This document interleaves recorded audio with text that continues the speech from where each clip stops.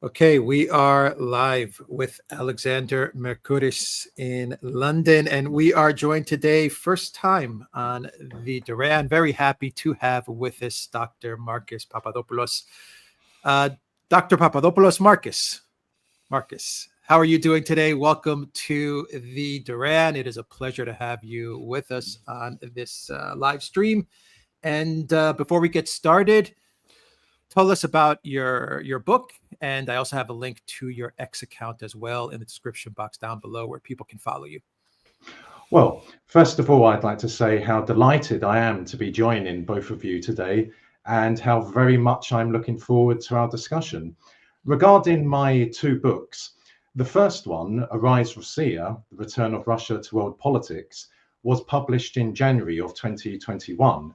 And essentially, it is an appraisal of contemporary Russian foreign policy, though I do provide history to the Russian Empire, or a brief history to the Russian Empire, to the Soviet Union, making the argument that the Soviet Union did not collapse. Rather, the Soviet Union was dissolved, and dissolved by three treacherous Soviet politicians: Boris Yeltsin of the Russian Soviet Federative Socialist Republic, and of course Kravchuk in the Ukrainian Soviet Socialist Republic, and Shushkevich in the Belarusian Soviet Socialist Republic.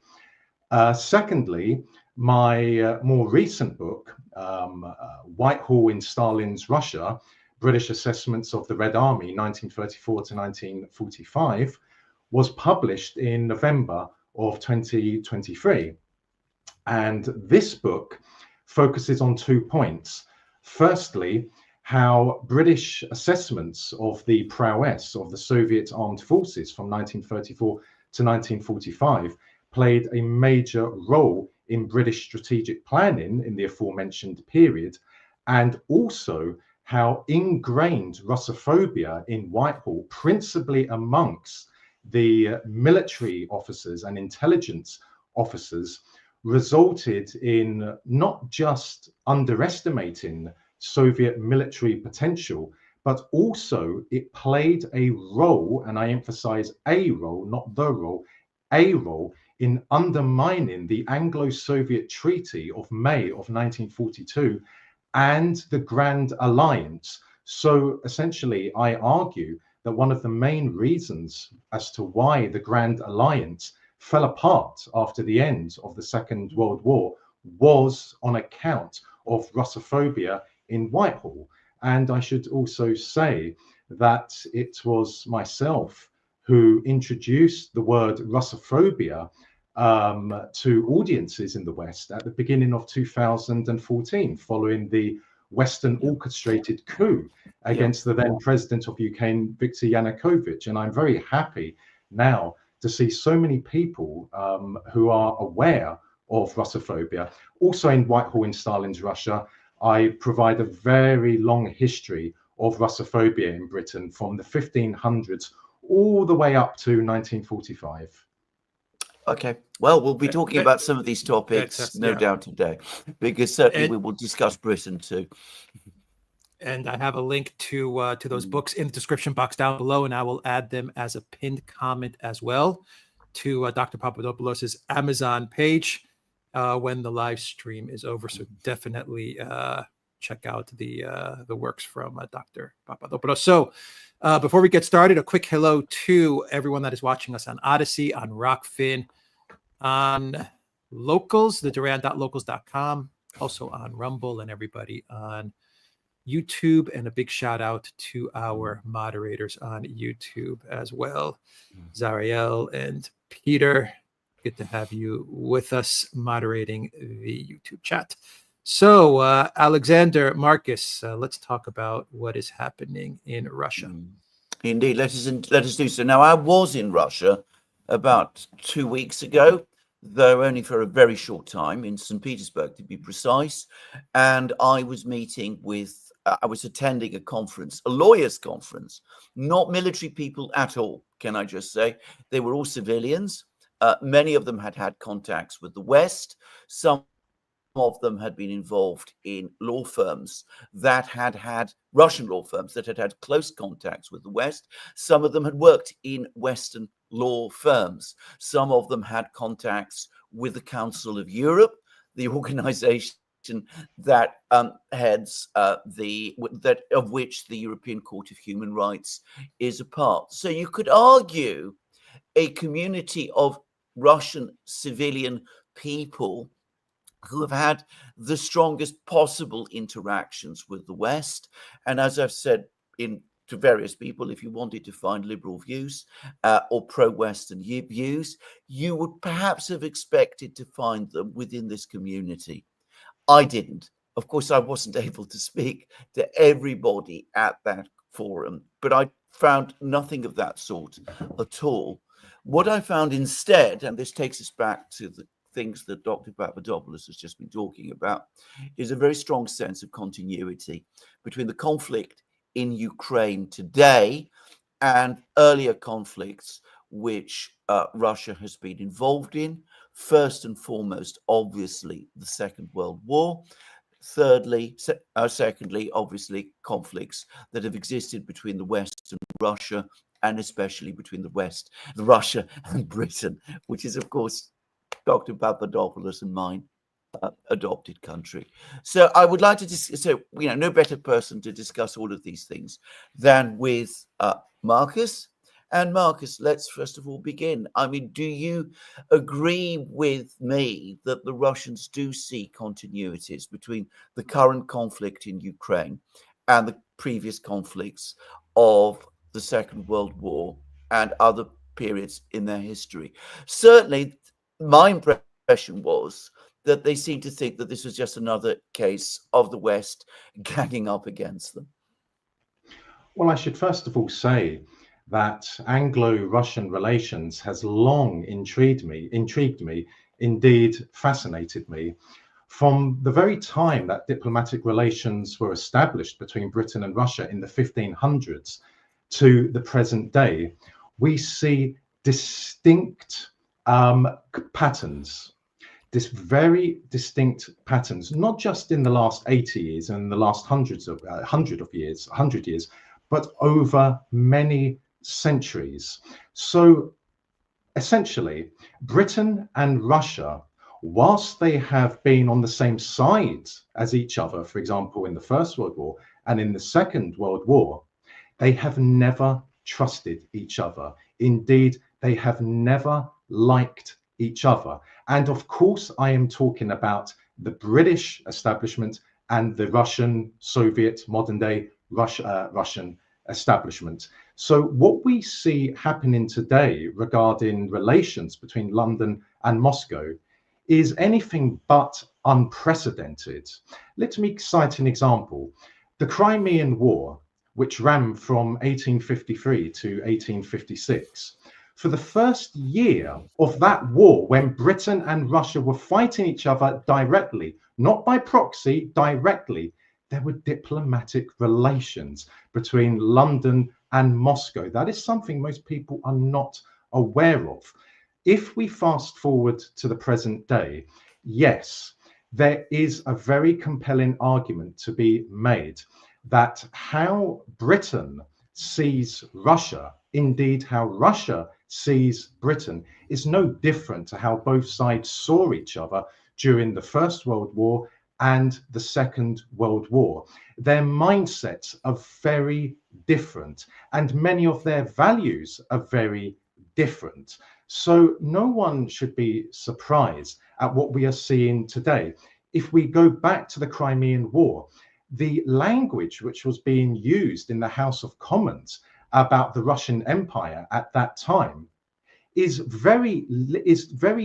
not so different to the language which is being used today by British officials regarding Russia vis-a-vis Ukraine. So clearly there is a very distinct pattern at play, and people need to understand that during the Second World War, it was a business relationship. It was a business partnership. And as my book, Whitehall in Stalin's Russia, demonstrates by using primary source evidence, i.e. British government files, Both sides behind the scenes were at each other's throats, not so much British diplomats, but the military officers and the intelligence officers. The language, for example, that military observers were using about the Russians when they were fighting together against Nazi Germany is quite remarkable. But when you consider the reality that both sides over centuries have despised each other, it is no surprise whatsoever. Is that why? Is that consistent with the kind of commentary that you see today in so much of the British media describing the performance of the Russian military in Ukraine? I mean, it is consistently denigrating, and I mean, it's awful. And I mean, I've seen some commentators, for example, one in the Daily Telegraph, who I'm not going to name, by the way, he refers regularly to the Russian army as the Russian horde. Words, a language which would not be acceptable, used about any other army in any other place. It wouldn't be used, for example, to describe any army in the Middle East. This is something which reflects what has happened to Britain especially in the last 20 years. I am of English, German, and Greek ancestry, and I'm very proud of my English ancestry. However, Britain, in my opinion, no longer exists. There is nothing remotely British about this island today, and that is another story. So what I am driving at is this. British media today lacks journalists who have even the most fundamental knowledge and awareness about Russian history, about Russian culture, and about the Russian mindset. If you go to the archives during the years of 1941 to 1945, and if you read the articles in the columns published, for example, in the Times, you will see the difference. Not that I'm saying that journalists in Britain at that time were truly independent, because they weren't, but their written English was beautiful. Their knowledge of Russia was vastly superior to the knowledge, and I use the word knowledge in a very loose way, of today's journalists in Britain. Suffice to say, mainstream journalists in Britain today and the columnists in Britain today are not true journalists. They're not true columnists, and they are anything but experts on Russia. They are simply propagandists. They are simply useful idiots. And it is dreadful to read what they are writing about the war in Ukraine. They are projecting Russia, which is a military and nuclear superpower, as a backward, primitive force. What they are not telling their readers, if we assume they have that knowledge in the first place, that Russia, if need be, can call up 23 million soldiers, that Russia has all in all, in service and in storage, over 26,000 tanks. The Russian military industrial complex, ever since 1947, has been tasked with the responsibility of sustaining the Russian armed forces in a war with America. So the Russians in Ukraine can lose a very large amount of hardware, let's say in a month.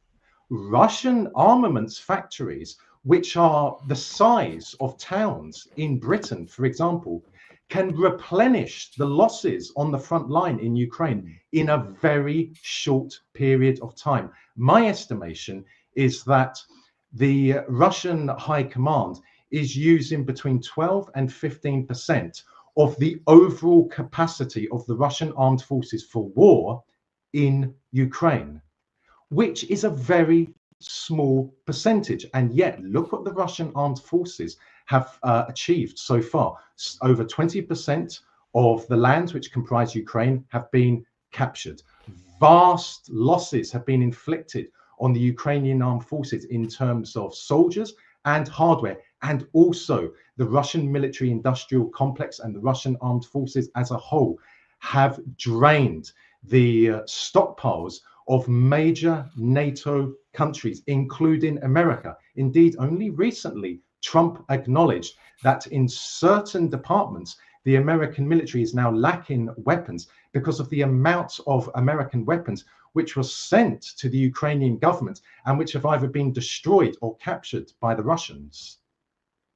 Indeed, and we've had a strategic defence review in Britain, which describes the condition of our armed forces and says exactly the same thing. It talks about, in particular, the condition of the army. It talks about our shortage of tanks, the fact that we have no self-propelled howitzers left, the fact that we have severe ammunition shortages. There are problems at every conceivable level, certainly of our ground forces.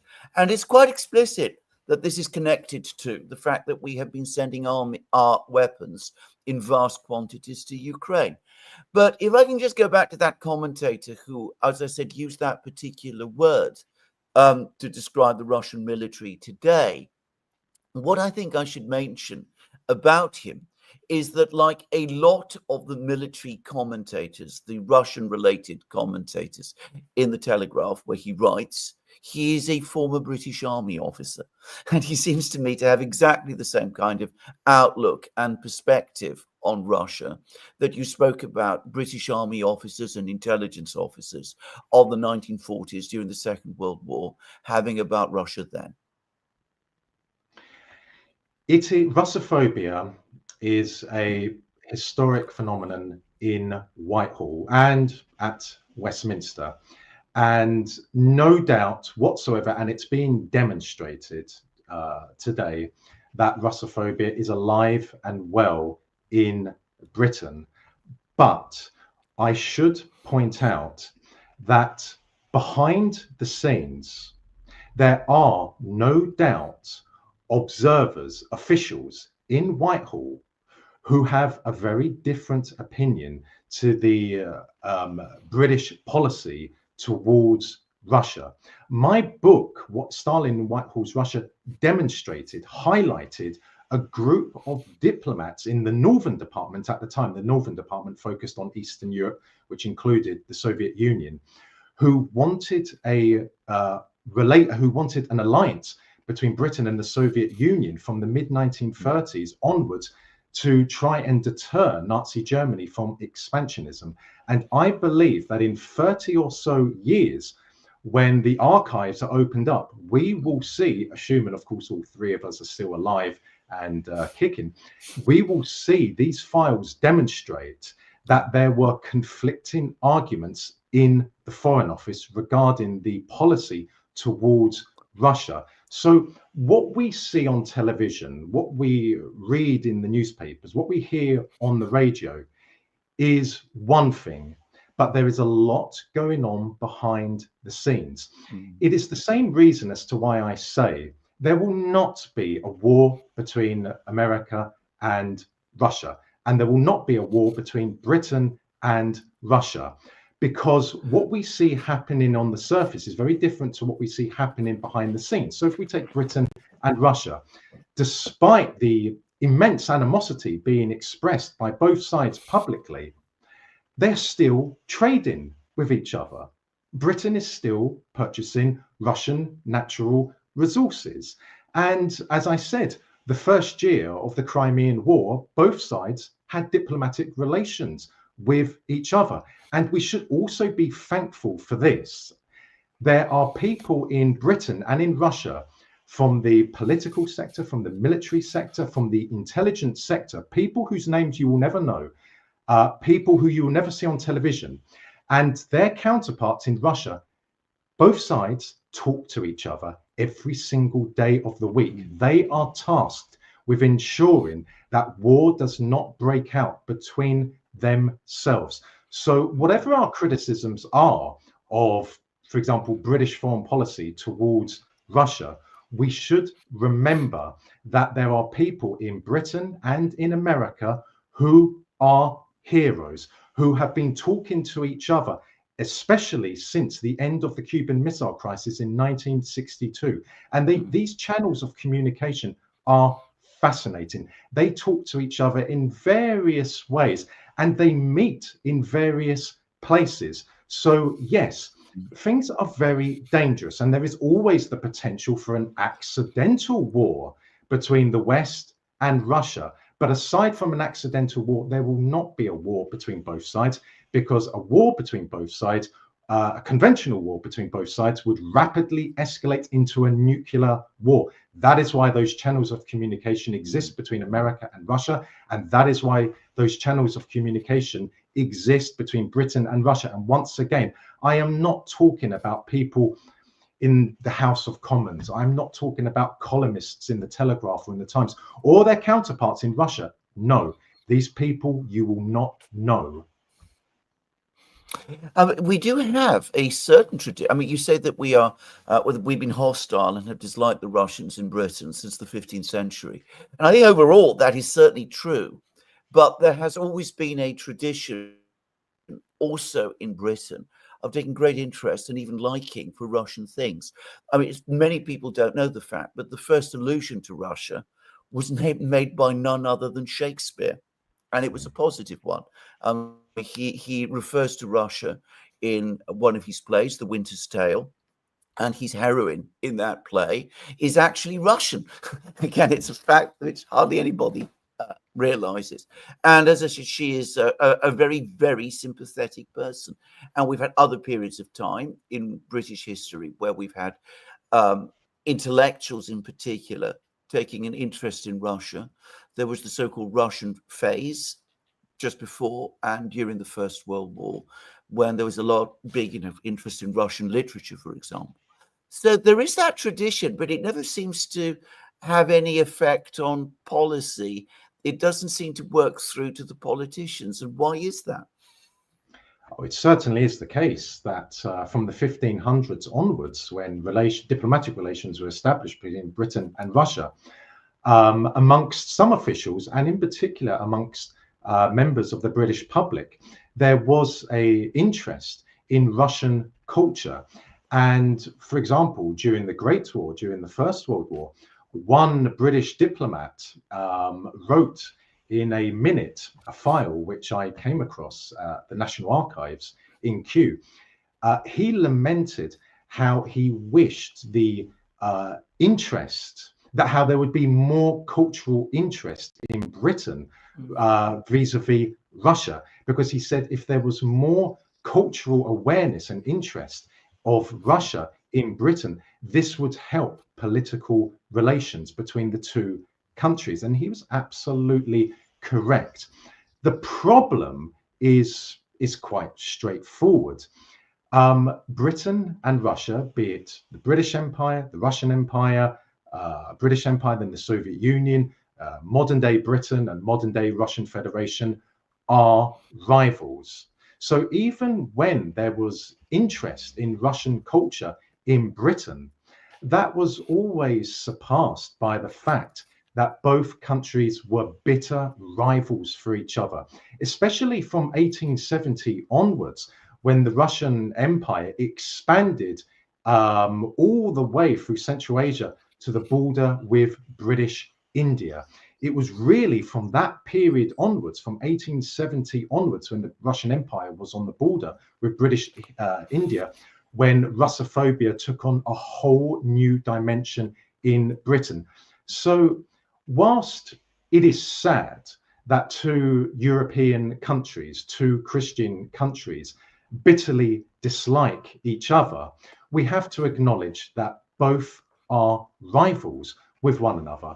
And it should also be known that whilst there is clear animosity, historic animosity in Britain towards Russia, there is also historic animosity in Russia towards Britain. I am, again, talking at a political level. I'm not talking about the average person in Britain and the average person in Russia, but that it's simply an irrefutable fact that Britain and Russia have always been rivals with each other. Indeed, they have sometimes been enemies, and they always will be. The most important thing for me is that the channels of communication which exist behind the scenes between Britain and Russia remain intact.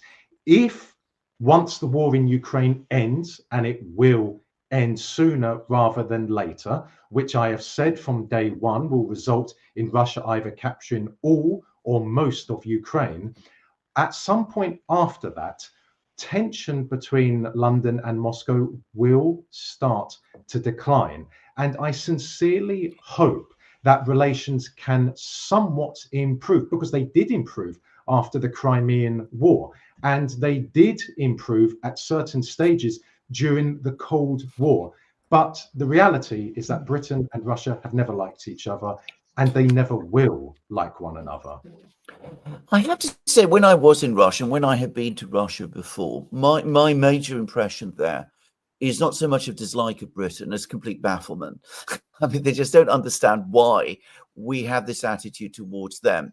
I mean, I can accept that, you know, during the time of the Second World War and before, when Britain was a great power, it was taken very seriously in Russia and was seen as a major adversary and rival. And I think I'm right in saying that Stalin himself, for example, was always deeply suspicious of the British, even though he did develop a relationship with Churchill.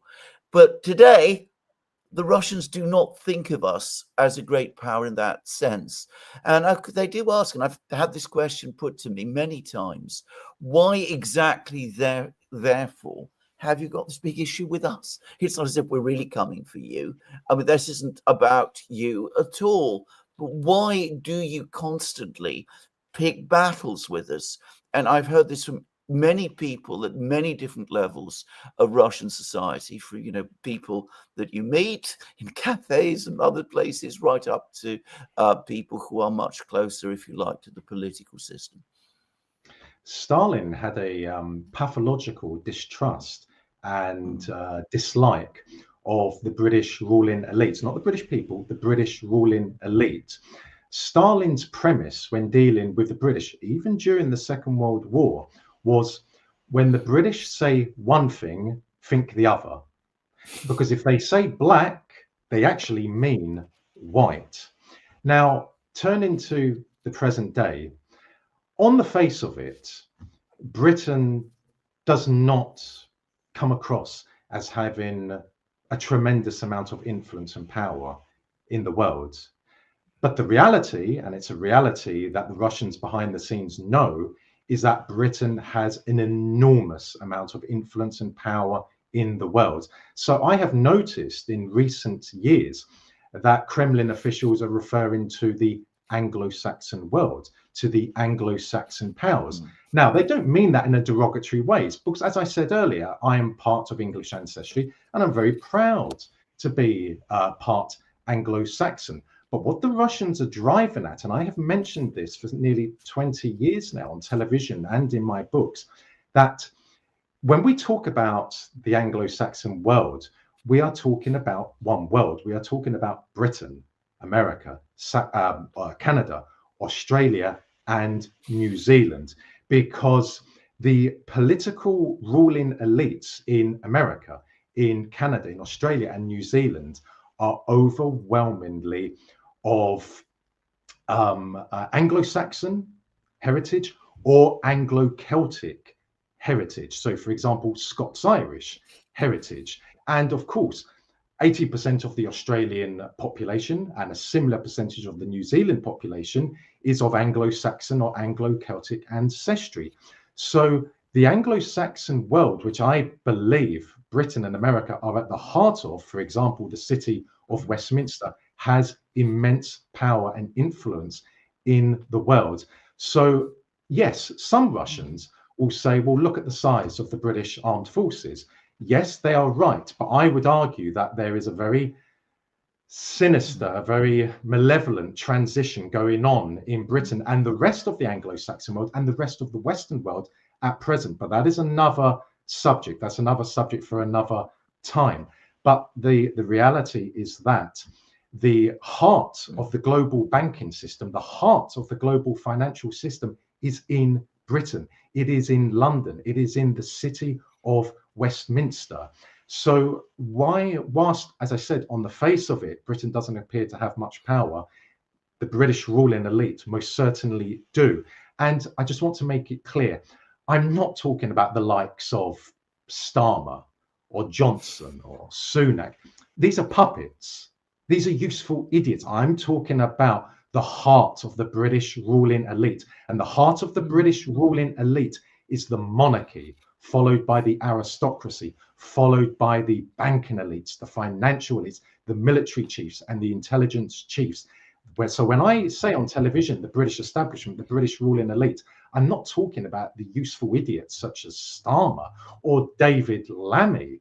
I mean, Starmer and Lammy's knowledge of international affairs is almost exclusively, let me repeat that, is exclusively confined to Wikipedia. They just do what they're told. The person running the Foreign Office is not David Lammy. Indeed, it wasn't run by his predecessors.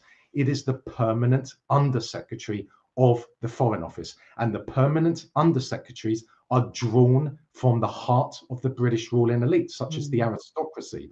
So Britain and the whole of the Anglo-Saxon world has immense power. But there are very serious challenges now to the ruling power in the Anglo-Saxon world, because of course we have Trump in the White House. And I'm not going to unsay one word of criticism I have made about Trump over the years, but I am glad he won the election because he is anti-woke. He is anti-mass immigration. He defends the spiritual and cultural values of the Western nations, be it Americans, be it Greeks, be it Britons, etc. He is talking to the Iranian government. He is talking to the Russian government. Something is better than nothing. The problem facing Trump and his administration is that they are not fully in control of America. The deep state remains entrenched in power. So the war against the deep state in America will go on for many, many years. So Trump and his administration needs to establish a foundation upon which their successors can continue the war against the deep state in the hope that one day America can be cleansed. I mean, why does it never get discussed in Britain to any real extent that, in fact, far from having Russia as an enemy today, it would make far better sense for us to actually have Russia as a friend? I mean, the one person I know who is quite prominent in British politics, who does talk about this sometimes, is Dominic Cummings, by the way, though obviously he talks about this less. But specifically, I mean, we, as you rightly say, are a country that is based on finance and services and that sort of thing. They are huge in natural resources, in industry. You talked about the scale of the industrial system that exists there. And surely we are complementary economies. I mean, whatever we were in the 19th century, we are very different today. So would it not make much better sense for us, rather than looking all the time to pitch quarrels with them, to actually try and find ways forward together with them in a way that would actually work to our benefit? I'll just give one example. When the Russian companies were doing big IPAs in London, which they were, that actually was very, very useful and good for the British stock market. Ever since that stopped, it's been sagging, it's been going downhill. And you can find that right across the entire financial services industry, that the loss of the business with Russia has been a significant blow. The British ruling elite, or the British establishment, or indeed the British deep state, does not wish to share power in the world with Russia. Firstly, there is the historic mistrust, suspicion, and loathing of Russia at the heart of the British establishment. That is not going to change. Secondly, and this is now a new or a relatively new development, as I said moments ago, Britain and the rest of the Western world is being attacked. The cultural and spiritual values of the ancient Western nations is under siege. There are malevolent forces in the Western world which are seeking to erode our cultural and spiritual values.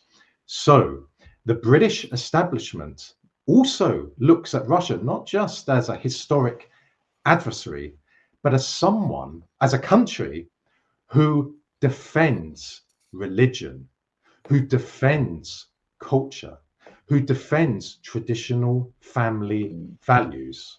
And of course, woke ideology, which is one of the weapons of the Western ruling elites or the globalists, they wish to spread this foul ideology to the whole world. The only country that can truly stand in the way of that and can actually roll it back is Russia, because Russia is a superpower. So therein lies a reason as to why the British establishment do not wish to take advantage of, as you rightly said, Alex, the rich economic potential which exists between the two sides. It's because for the British establishment, they do not wish to feed the Russian economy with more money because Russia stands in its way. But as I said earlier, both sides are still trading with each other. And this is quite remarkable. They still have diplomatic relations with each other, and yet they're fighting a proxy war with each other. They're still trading a war with each other.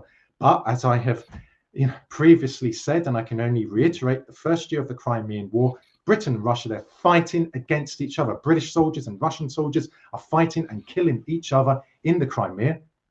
And both countries have embassies in each other's capitals. Politics is a strange business, and in my opinion, it is the most peculiar of all businesses.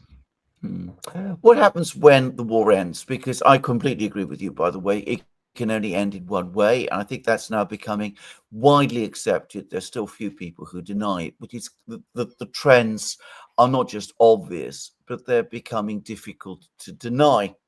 And that is that, we're going to have a Russian victory, and Russia is going to emerge as the victor in a conflict which we were very unwise, in my opinion, to allow ourselves to ever get drawn into.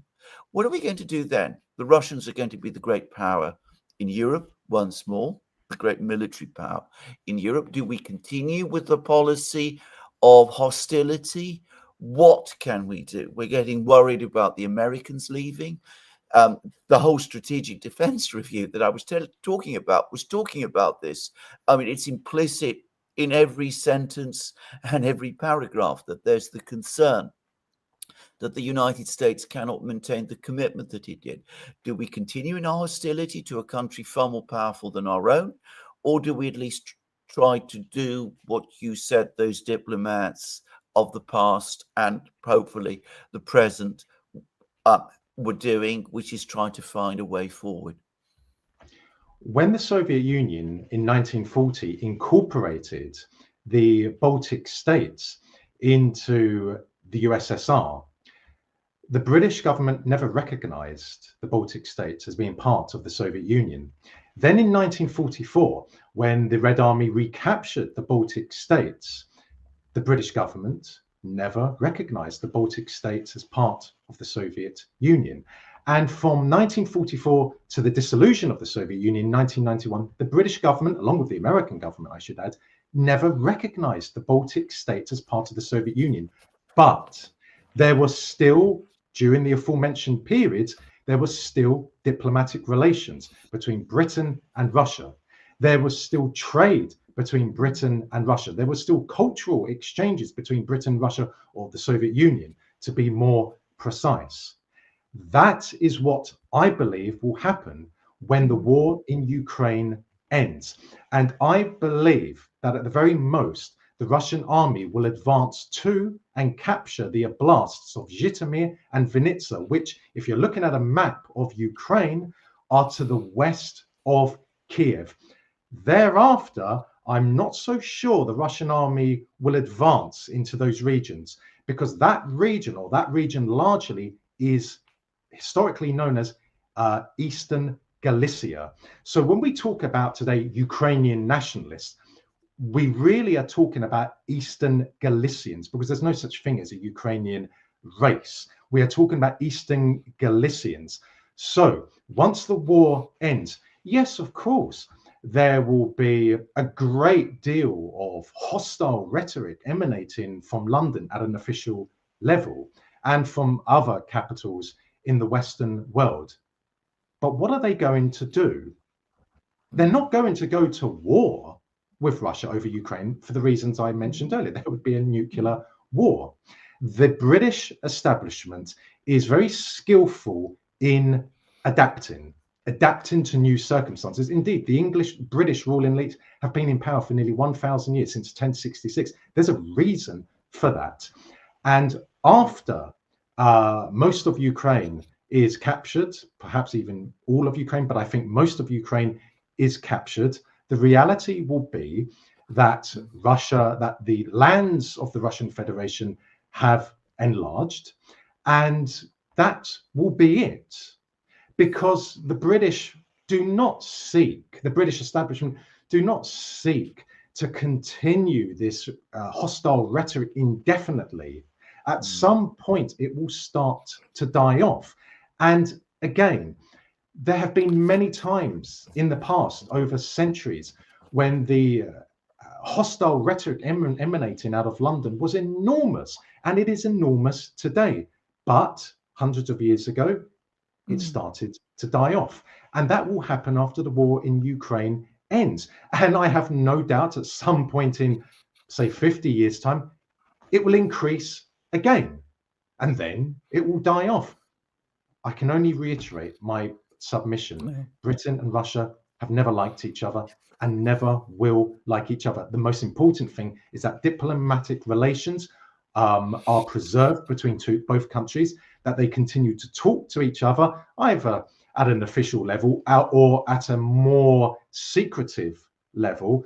That is all I care about. The fact that they're not going to be the best of friends or the best of allies, it doesn't disappoint me. It doesn't frustrate me. That's reality. That's realpolitik. But all I want is for them to keep on talking, and especially those channels of communication which have existed ever since the end of the Cuban Missile Crisis. Indeed, if you want to get an example just of the past, of how things change in Britain, just listen to newsreels about Russia from the 1940s, British ones, and then compare them, for example, the British newsreel made during the time of Alexei Kosygin, that was the Soviet premier at the time, his visit to London in 1967, when to all impressions, you might think that Britain and Russia at that time were the best of friends. Of course they weren't, but that was certainly the impression that that was conveyed. And of course he met the Queen and he had tea with her, and he was taken around, and he met people in all kinds of factories, and everything looked very, very friendly, except of course that it didn't last for very long. Dr. Marcus was taken to meet the Queen. Yes, absolutely. Bolshevik was taken to meet the Queen. Absolutely. So, Dr. Marcus Papadopoulos, thank you very much. He was, by the way, because Kosygin was an actual Bolshevik. He joined, I think, in the 1920s. So he was a very, very old guard. But anyway, Dr. Marcus Papadopoulos, thank you for answering my question so fully. As you said, British-Russian relations are a fascinating, very, very complicated subject, and a very important one. Thank you for answering my questions. If you could stay there for just a short time, I'm sure that Alex has some questions to put to you. Yes, we do. We have quite a lot of questions for Dr. Papadopoulos. Let's start with Mark Hewitt, who says, Dr. Papadopoulos, was the 1991 coup attempt in Russia orchestrated to bring Yeltsin to power? If we're talking about the failed KGB coup in August of 1991 against Gorbachev, well, no.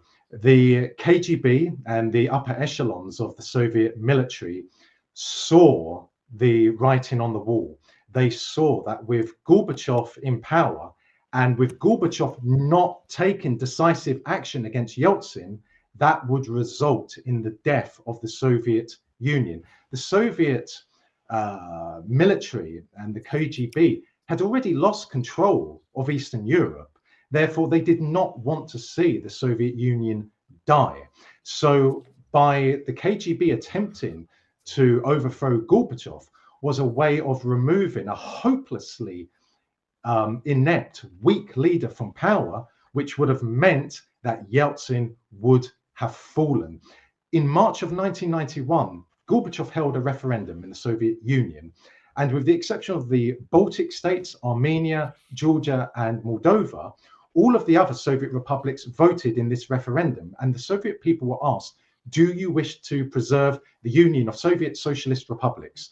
76% of the Soviet people voted yes, we wish to preserve the Soviet Union. Thus, Gorbachev had a mandate. He should have taken action against Yeltsin. He should have declared martial law. But because he was a weak, useless leader, he didn't do it. So the KGB took things into their own hands in August of 1991, but it was an ill thought out attempted coup, and it was rushed, and it ended in spectacular failure. And it meant that Gorbachev would remain as president, but the power was with Yeltsin. And from that moment onwards, it was obvious that Yeltsin would use his power along with Kravchuk in the Ukrainian SSR and Shushkevich in the Belarusian SSR to kill the Soviet Union. Matthew asks, is a large European conflict in the future likely? No, I do not believe that, because of the existence of nuclear weapons. Whilst nuclear weapons are, let's be clear, evil, they do keep the peace. And I would rather see a world which has nuclear weapons as opposed to a world, in particular Europe, which is fighting against each other. There have been so many civil wars in Europe that we do not wish to see another one. So with the existence of nuclear weapons, there will not be a war between Russia and Britain, or Russia and France, or Russia and Germany, regardless of what Russian officials and British officials and German officials, etc., say in public. Behind the scenes, they are saying something very different to each other. Raphael says Peter the Great moved and lived in England for a moment. Yes, indeed. We should also remember that Europe's royal families are ultimately one royal family. So one of the reasons why for the first year of the Crimean War, diplomatic relations were still in existence between the British Empire and the Russian Empire is because the British royal family and the Russian royal family were the same family. So both sides wanted to try and sort out between themselves quickly this little dispute, which is how they saw it. But because of the amount of jingoism in Britain at that time, the amount of Russophobia, for example, in beer halls in London, Russophobic songs were being sung by men and women in those beer halls. It meant that Britain would have to take steps to end the diplomatic relationship with Russia, and also vice versa, because there was a lot of anti-British sentiment at that time in the Russian Empire. So we should always bear that in mind if we're talking about Peter the Great, if we're talking about Catherine the Great, if we're talking about Nicholas II. They were all related one way or another to the British royal family. Solaris asks, is Russophobia because of orthodoxy? No, it is because of two reasons. Firstly, the perception in Britain that Russia, be it Tsarist, be it communist, be it modern day Russia, is comprised of savages, is a land of barbarians. And that is built upon two notions. Firstly, that Slavs, which is what Russians are overwhelmingly, that Slavs are not just inherently disorganized and inefficient, but they are inherently brutal.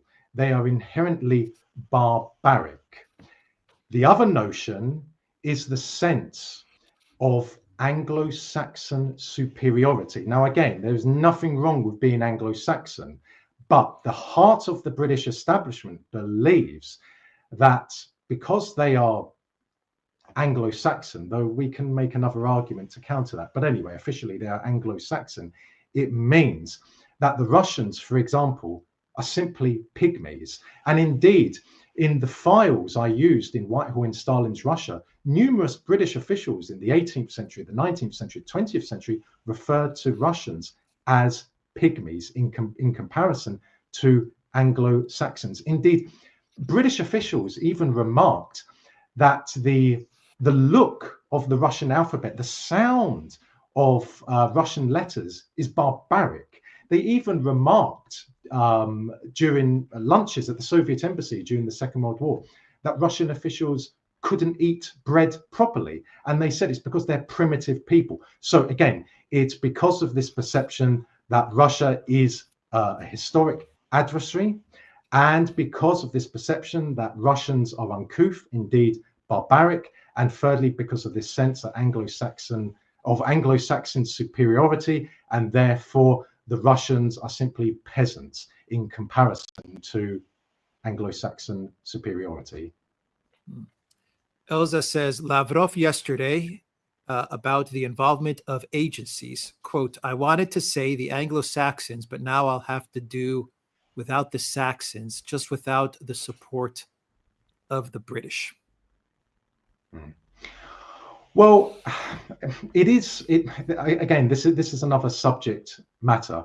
Is the heart of the British ruling elite truly Anglo-Saxon? Well, I think their bloodlines are somewhat different. But whilst I understand why Russian officials and other officials in the world talk about the Anglo-Saxon ruling elite or the Anglo-Saxon establishment, I would rather use British establishment because I think it has certain advantages. But nonetheless, yes, Lavrov has referred to the Anglo-Saxon powers, to the Anglo-Saxon world. But then look in Britain today, you know, mainstream media is, I can't say claiming, because if you claim, it means you have evidence. So mainstream media in Britain is saying that there's no such thing as an Anglo-Saxon race. And to argue otherwise is, quote, racist. So these are remarkable times we are seeing in Britain, as well as very dangerous times. Ralph Steiner asks, was World War I caused by Britain losing economically?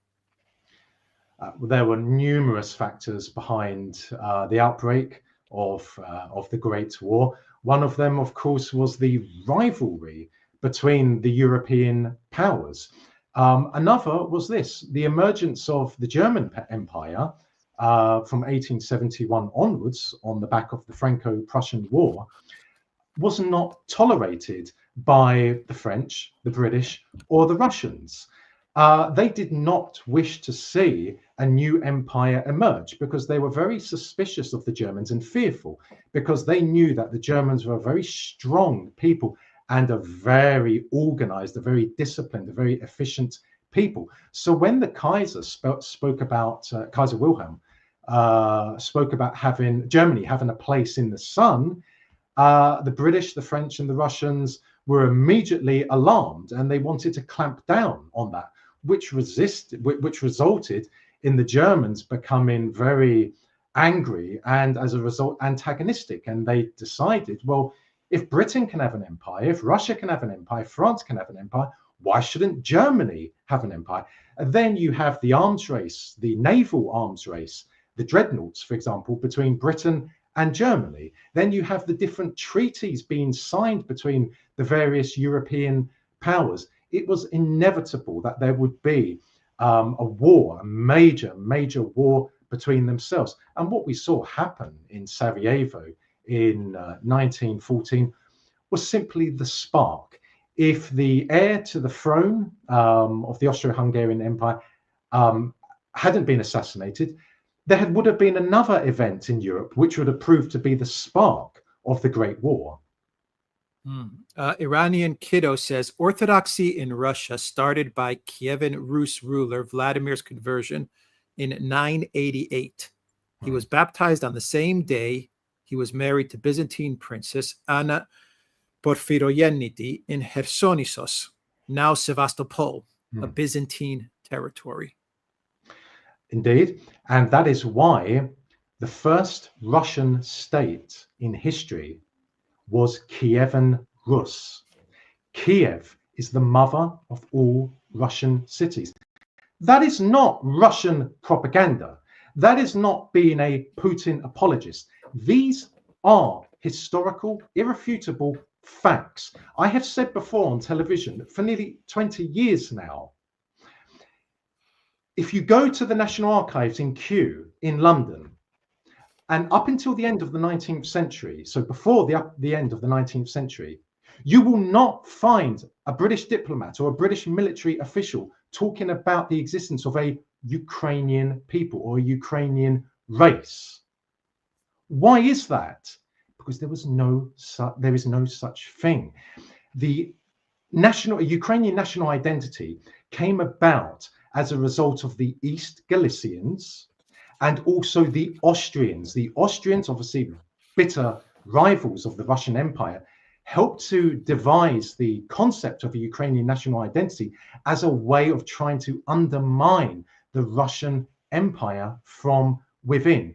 But again, you will not find a British official in the 17th century, in the 18th century, in most of the 19th, all of the 19th century, referring to Kiev as a Ukrainian city, as the capital of a Ukrainian nation. No. So that is why Kiev and Rus is the first Russian city in history, and Kiev is the mother of all Russian cities. If someone wants to argue against that, I say to them, go to the National Archives in Kew and find me a document from, say, the 18th century. Prove me wrong. And if you prove me wrong, I'll eat my hat and I will acknowledge I'm wrong. But you won't, because for some 25 years, I've been researching at the National Archives and you will not find anything. Indeed, only recently, a few weeks ago, I was at the National Archives and I found a document by a senior British diplomat. This is after the war, when he said that we, the British government, do not acknowledge the existence of a Ukrainian people. He said for us, a Ukrainian people are mostly Russians or Poles. Sanjeva says, we will preserve you. Russian speech, keep you alive. Great Russian word. We will pass you to our sons and heirs, free and clean, and they in turn to theirs. And so forever. This is the last stanza of Courage by Anna Akhmatova. Russian soul likely never understood by the West. And sadly, as a whole, I don't think the Russian soul, the Russian mindset will be understood, though there have been people in Britain over centuries who really have understood the Russian mindset, who have understood the Russian soul. For example, in the 1930s, the head of the Northern Department, Sir Lawrence Collier, who was pushing for an alliance between Britain and the Soviet Union, he understood the Russian mindset. He understood the Russian soul. He had no love for Bolshevism, for communism, but that's irrelevant. His argument was we should get on with each other, regardless of our political differences. And he also understood the Russian soul and the Russian mindset, because he did not arrive at the Foreign Office with baggage, namely this perception that Russians are barbarians, that Russian culture is inferior, etc., etc. So sadly, as a whole, we will not see this understanding of the Russian soul, the Russian mindset. But I assure you, even today, there are people in Whitehall who do understand Russia and who do wish to see good relations between Britain and Russia. And when the files, the archives are opened up in 20 or 30 years' time, sometimes they are delayed 30 years, we will see those British diplomats who are saying very different things behind the scenes. From Tom, hey guys, family and other commitments aside, would you rather live in the UK or Russia? I just went to Russia for the first time to see my father-in-law and seems better than in almost every aspect. Britain is my country. I am of part Anglo-Saxon heritage. I love my country. I love my people. I love my cultural and spiritual values. I was baptized as a baby in the Church of England. I was later baptized in the Greek Orthodox Church. Both mean a lot to me, but I'm very aware that these are very, very dangerous and sinister times in Britain, but I'm not going to walk away from my country, from the land of my forefathers. I will never do that. I will never submit. I will never change my stance. I believe that the British national identity, that the British people must be preserved. Britain is my home, and there will never be another home for me. Alexander? Answer was yes, the guys. I have no. Papadopoulos and Yes, yourself.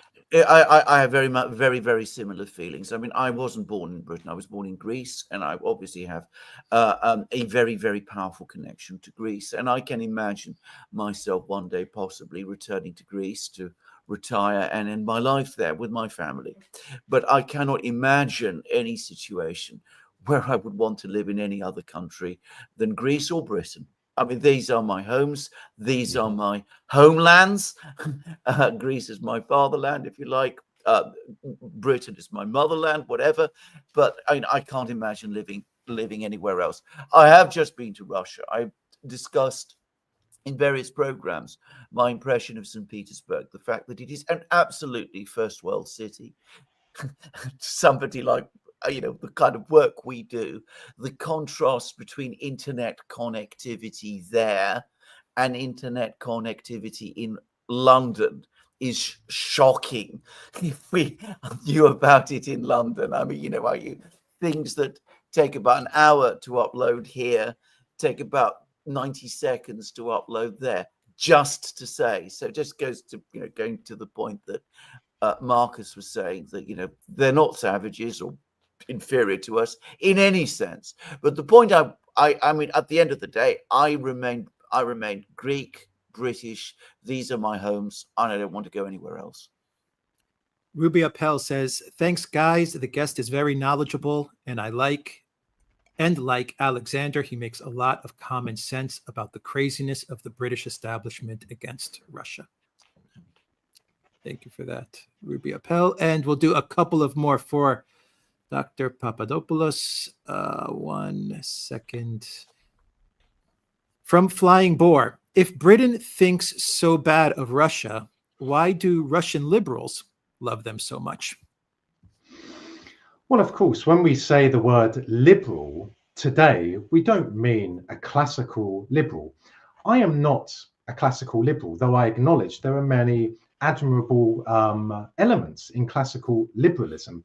But of course, in modern day Russia, Russian liberals, who as I say, they are not true liberals, they wish to see Russia return to how it was during the 1990s under during the tenure of Boris Yeltsin. So many of these Russian liberals care nothing for the cultural and spiritual values of the Russian people. They are more focused on materialism. They are more focused on money making, and they don't care about Russian history. They don't care about the Russian national identity. Indeed, you can apply that to so-called liberals in Britain, or you can actually apply that to so-called liberals in Britain and so-called liberals in America and in Canada and Britain and France and Italy. So we should always be very mindful when we use the word liberal. We should say so-called liberals, or if we're writing the word liberal, we should put it in inverted commas. Florina says Russia was also barbarian when the British establishment married the second son of Queen Victoria to Tsar Alexander II's daughter. Yes, that is a very, very good observation. And what we see two levels at play during, let's say, the period of the British Empire and the Russian Empire. We see the profound relationship between the British royal family and the Russian royal family, which, as I said, essentially was one royal family. Then at the next level, at the political level, involving prime ministers and other politicians, we see this distinct hostility being advocated from Whitehall and at Westminster towards Russia. As I said, the relationship between Britain and Russia ever since the 1500s is absolutely fascinating. And on occasions, it's difficult to comprehend. But if you understand that at that time in Europe it was run by one family, the European royal families, the situation starts to become a little more clear. But yes, what your guest just noted, yes, it's on the face of it, it is quite ironic. Why did they marry into a family which are barbarians? But most of the Russian royal family were not Russian. They were, of course, German. For example, Catherine the Great was German. And during her tenure, she is the one who introduced agricultural policies which made Russia excellent in the agricultural sector. Well, how did she do that? She invited Germans from the German states, there was no Germany at the time, from the German states to settle in Russia, in particular along the river Volga, not so far from Volgograd today. And those farmers taught Russian farmers an immense amount of knowledge. So that's something we need to remember, that the British royal family and the Russian royal family were one family, and many of the members of the Russian royal family were not ethnic Russian. And I'm not anti-Tsarist Russia. There were incredible achievements during the period of the Tsars, but most of them were not ethnic Russians, especially during the period of the Romanovs. We'll do a couple of more, Marcus. Is that all right? Absolutely. 2 more questions? Awesome. From Raphael. What I know is China will be the one fighting England. They want payback for the Opium War. Mao never forgave England for that. In my opinion, there will not be a war between China and Britain, and there will not be a war between China and America. Again, what is seen on the surface in relations between China and Britain is very different to what's happening behind the scenes. The Chinese economic miracle is largely built upon China's trade and investment relationship with America and also with Britain. Therefore, it is not in the interests of the Chinese or the British for there to be a severance in that economic relationship between the two, because both countries would suffer enormously. And especially that applies to the relationship, the trade and investment relationship between America and China. But of course, in China, the Chinese government is playing to an audience, like the British government is playing to an audience. But note how, despite all these, hostile, antagonistic words which have been expressed between the Americans and the Chinese, and the British and the Chinese, no steps have been taken to alter the economic relationship between those countries, because they know very well that that would be economic suicide. So there will not be a war between China and Britain, and there will not be a war between China and America. If we look just in the last few years, the economic relationship between London and Beijing has increased. Not that I'm saying the British establishment and the Americans aren't suspicious of the growing power of China. Of course they are. Of course they see China as a rival. But again, politics is a very peculiar business. On the one hand, you can be bitter rivals with another country. Indeed, you can fight a proxy war against that country. And on the other hand, you can trade with that country and you can talk with that country. We see that happening between Britain and Russia, and we see that happening between China and Britain, although there's no proxy war being fought between the two at this time. So again, I recommend to people to be very cautious about what is said in public, even by Putin, even by Lavrov. If Putin really, really wanted to take decisive action against Britain, why doesn't he end the diplomatic relationship between the two? Because he understands politics, high-level politics, and high-level international relations. The average person struggles to understand politics and international relations. The average person cannot comprehend at all high-level politics and high-level international relations.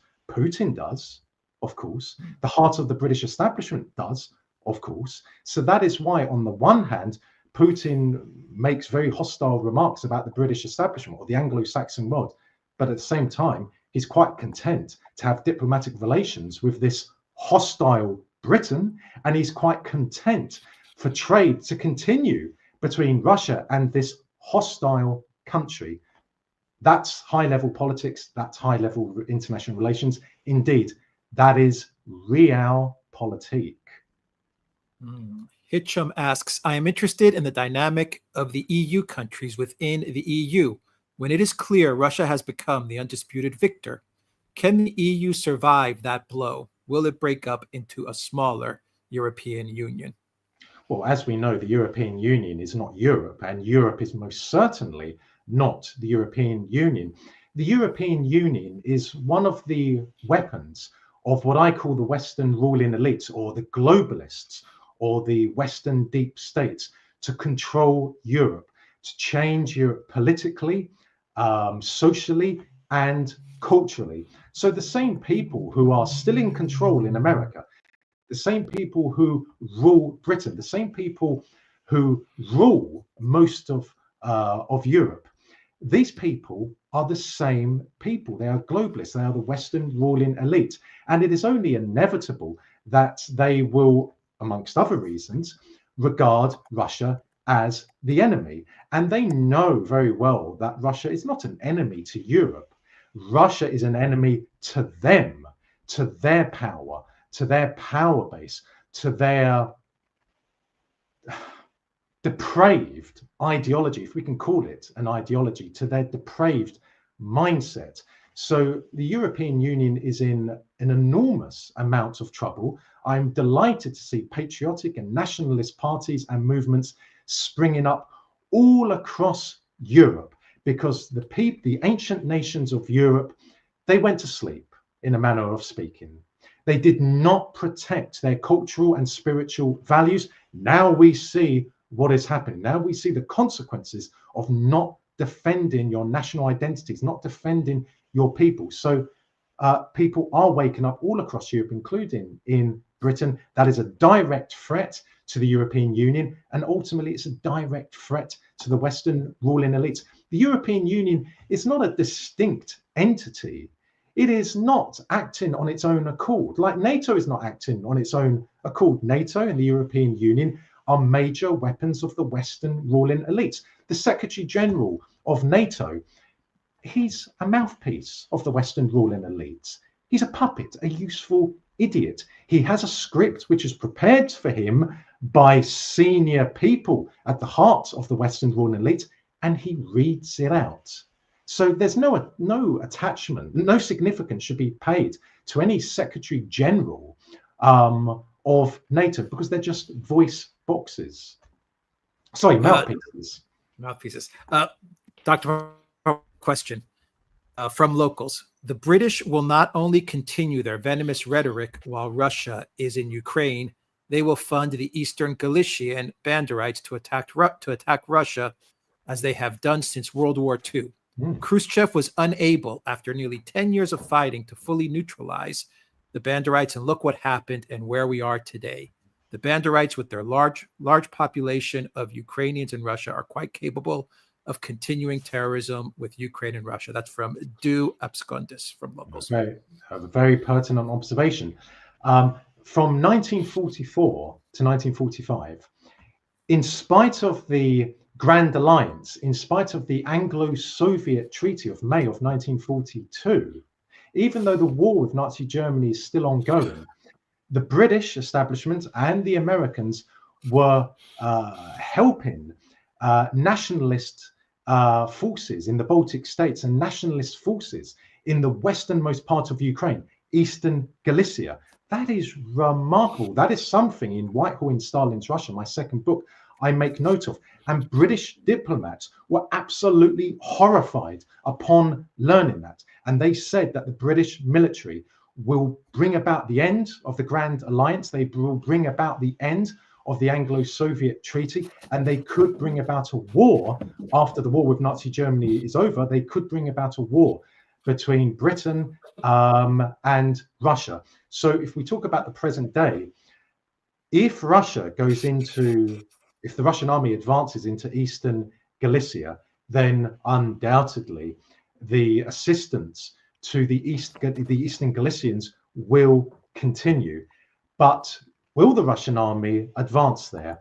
One of the mistakes that Stalin made in taking in 1939 regions such as Lvov was this. On the one hand, yes, it added depth to Soviet defenses, yes. But on the other hand, Stalin brought a population into the Soviet Union which wasn't just vehemently anti-Bolshevik, it was vehemently anti-Russian, Tsarist Russian, or Bolshevik Russian. And that was a problem throughout the duration of the Soviet Union, from the end of the Second World War to the end. So does the Kremlin want the populations of Lvov, Ivano-Frankivsk, Ternopil, Rivne and Volyn back in the Soviet Union? I suspect not. I suspect the Russian army will advance to and capture Vinnytsia and Zhytomyr and will call it a day. And that would ensure that the southern frontier of Russia would be firmly secure. Russia would be in complete and utter control of the Black Sea. But I could be wrong. Maybe the Russian army will advance into places like Lvov. But if they do, then there will be resistance amongst the East Galician fighters there. And of course, they will be receiving assistance. But here's the irony. They will be receiving assistance via Poland. And the Poles and the Eastern Galicians loathe one another. Let us not forget, during the Second World War, Eastern Galician forces, fighters, massacred over 80,000 ethnic Poles in Volyn. Poles know that. But of course, the Polish ruling elite is beholden to the Western ruling elite. So Poland isn't so independent and sovereign as Polish political nationalist forces like to say.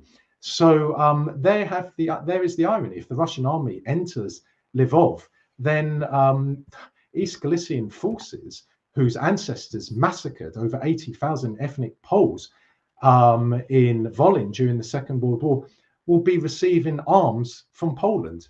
Again, politics is the most peculiar of businesses. And on that note, Dr. Marcus Papadopoulos, thank you so much for joining us on the Duran. I have Dr. Papadopoulos' links, as well as his X account link, as well as his book links in the description box down below, and I will add them as a pinned comment when the live stream is over. Thank you, Dr. Papadopoulos. Thank you very much. Thank you. Absolute pleasure. I thoroughly enjoyed it. Thank you so much. Take care. Thank you.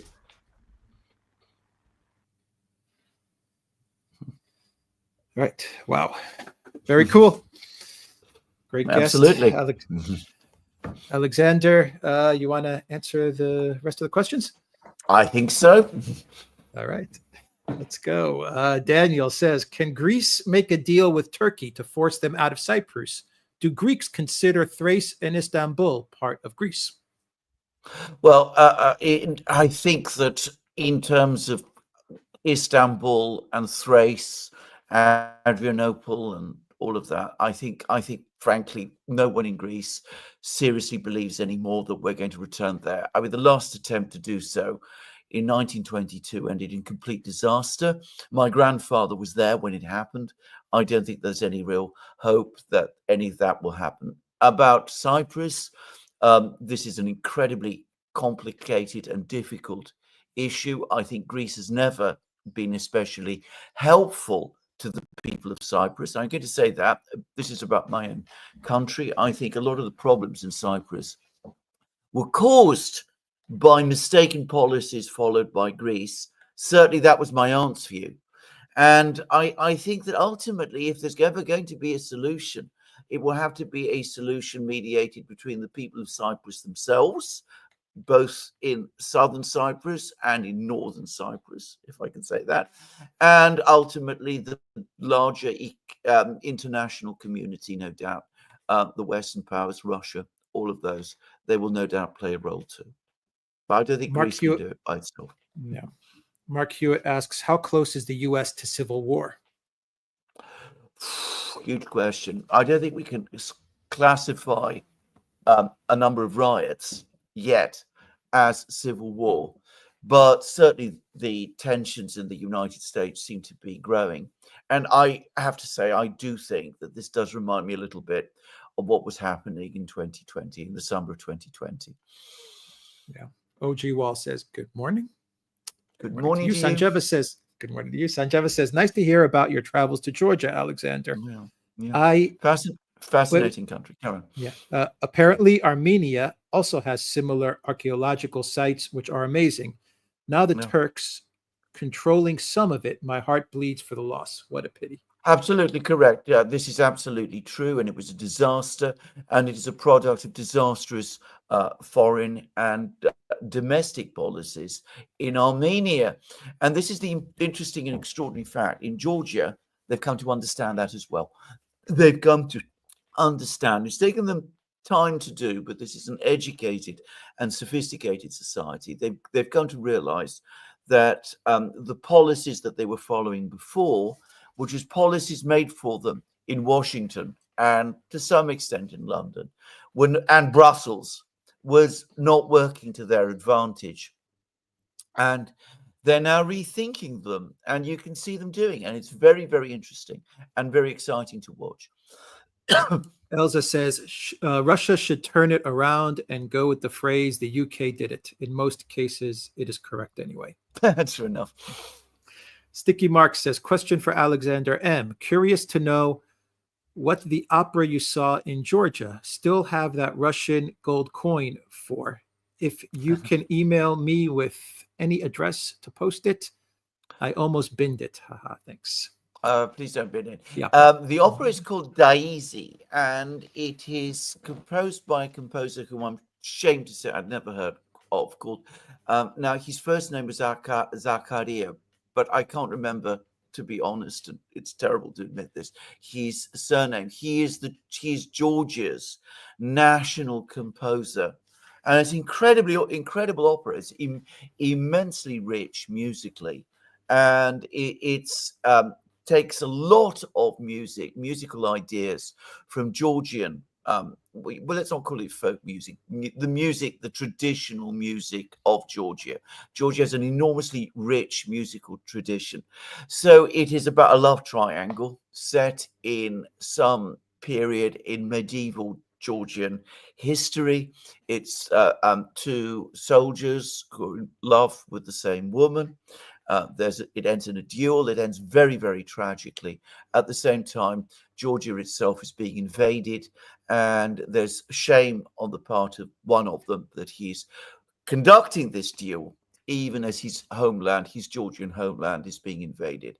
And it's interspersed with absolutely incredible music, amazing songs, and also tremendous dances, which are woven into the fabric of the opera. So Daisy, Daisi, you can find all about it if you go to the internet.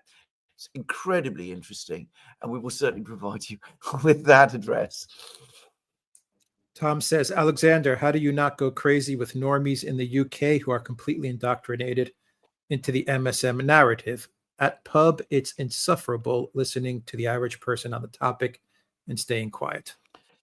Well, it isn't easy, but I mean, at the end of the day, one has to train oneself. And I will say this, most of the people I encounter, most of the people who come up to me and speak to me, tell me that they completely agree with the perspective that we outline here on the Duran. So there are, we're not quite as isolated as I think sometimes appears to be the case.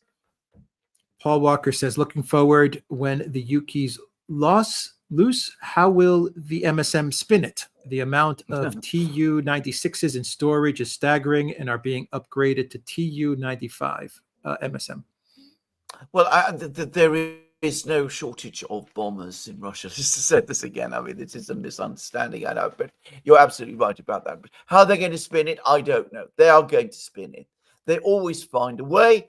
They will probably blame Donald Trump. They will say that he didn't do enough. They will definitely blame Joe Biden. They already are. They're saying he didn't do enough either. They'll say that this was a winnable war and that they were betrayed and all of that. They will find some kind of argument and they will all unite around it, and it will be promoted uniformly across the media, and people in the pubs will repeat it. Ralph Steiner says, which British cities would be the primary targets for thermonuclear missile strikes in World War III? What is the British situation regarding tank divisions? Well, I'm not going to discuss. I'm not going to select targets for the Russian military in my own country. I'm sorry to say that. I mean, London. Well, London obviously is our capital, but I'm not going to start going into other things of that kind. The state of our British armored division is dire. Again, just go to the Strategic Defence Review that the British government has just published, and you will see that it is bluntly not in a condition to conduct war.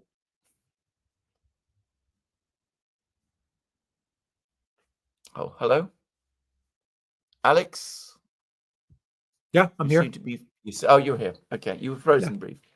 Oh, was I? Okay. Yeah. From Ralph Steiner, did Jewish control of British banking play a role? But this is a misunderstanding. Britain is not being controlled by Jewish banking has not been controlled by Jewish people. I said that I was in Wiltshire recently on a holiday. I went to the enormous palatial residence of the Hoare family, Hoare, Stow's Head. They were important British bankers. They still have their own private bank, by the way, which is C. Hoare and Sons, which is one of the most privileged private banks. The same is true of the Coutts family, Coutts money, the Coutts and this Coutts Bank. Barclays Bank was a Quaker bank originally, and the same is true of the investment banks and the merchant banks, as they used to be called, in the City of London. Overwhelmingly, they came from what you might call the British mercantile aristocracy that has extremely long roots and which is completely British or completely English, to be precise. Fractured 01, thank you for that super chat. Peter S, thank you for that super sticker. And Tsunami Bomb asks, what do Georgians think of Ossetia and Abkhazia? I find online maps showing that those areas are populated by non-Georgian ethnicities. Well, you will find lots of argument and dispute about this, which I'm absolutely not going to go into. There is great, I mean, this is an open wound. It's something that people deeply regret. They understand fully, by the way, that it was decisions made in Tbilisi by Saakashvili that precipitated the crisis, which meant that Georgia lost control of those territories. They also understand fully that diplomatic action has to be the only way to resolve this problem. There is huge uncertainty and no agreement as to either what the eventual outcome will be or how it will be achieved. And as I said in my last video, there is great uncertainty as to the way forward, both in Tbilisi and Moscow, but a sense that these two countries are now feeling their way back towards each other. Zeshan, thank you for that super sticker. Johan Pewitt, thank you for that super chat. And Ralph Steiner says, can the Anglo-Zionist banker empire be defeated? Yes. All right. From Eric Hatchett, America pulled British chestnuts out of the fire twice. Now they want all our chestnuts in the fire. True enough. We all heard what Dr. Papadopoulos had to say. I'm very pleased at his view, by the way, that there are people in London in the Foreign Office who want to maintain contacts with Russia. I'm sure he's right, but that doesn't in any way take away from the lack of sanity, as far as I'm concerned, in the way in which this whole conflict has been pursued by London ever since it started. KFD, thank you for that super sticker. And Nikos says, there's a multi-part question. This will probably be my last super chat because the situation is depressing. By losing 15 planes, Russia is on the brink of losing their status as a superpower and the image of safety and stability. Everyone is laughing at them, including China, and they are dumb enough to continue buying U.S. treasuries and allow the U.S. to print more money. Meanwhile, Russia is becoming unsafe and unstable. You've misunderstood the leaders of Europe and the U.S. They are not idiots. They are sociopaths. They know Ukraine is lost. They want war with Russia. They can continue printing money because they own the system. They are even willing to give Ukraine nuclear weapons. If Russia reacts, which they won't, they'll be safe in their bunkers. Their goal was always regime change, and they will achieve it by undermining Putin inside Russia. With this terror attack, Putin lost his chance for a final term to find a successor, thus instability. I am sorry, but we need to acknowledge reality. Young people are mad with Putin for starting this, and older people are mad because he isn't ending it. Poor leadership will destroy Russia from the inside, and then Europe will come in and take their stuff. I am 90% correct in my predictions. People in Russia are fed up. Russia won in Ukraine, but they'll lose their country. Well, Nikos, if I can say, you're in one of your more apocalyptic moves, if I may say. I don't agree with any of this. First of all, you said 12 planes were lost. 15. 15, was it 15? I don't know where you got that 15, figure. Yeah. I don't know where you got that figure from. The Russians are saying that no plane was destroyed completely. Perhaps the most reliable figures that I have seen is that 5 bombers were damaged, and only one of them, those apparently, is a complete write-off. So it's not a major blow to Russia's strategic triad. The bomber force, for what it's worth, is still there. But Russia has never relied principally on its bombers to maintain its strategic triad. We're talking about Tupolev 95 bombers developed in the early 1950s. As everybody who sees them, they're propeller-driven aircraft. I'm not, by the way, denigrating them in any way at all. They are incredibly sophisticated and extraordinary engineering miracles of the 1950s, but they are in the process of being replaced by far more modern bombers than this. But the major Russian strategic nuclear arsenal, as the United States fully knows, is its land-based missiles, of which Russia comprehensively outmatches the United States, the Yars and the Sarmat, and its submarine force, which the Ukrainians can't dent, and which is probably similar in capability to that of the United States. The Chinese are not laughing at this. The Chinese are selling treasury bonds. The Russians are absolutely not buying treasury bonds because they cannot. They are sanctioned, so they're not able to. What are they going to buy treasury bonds with?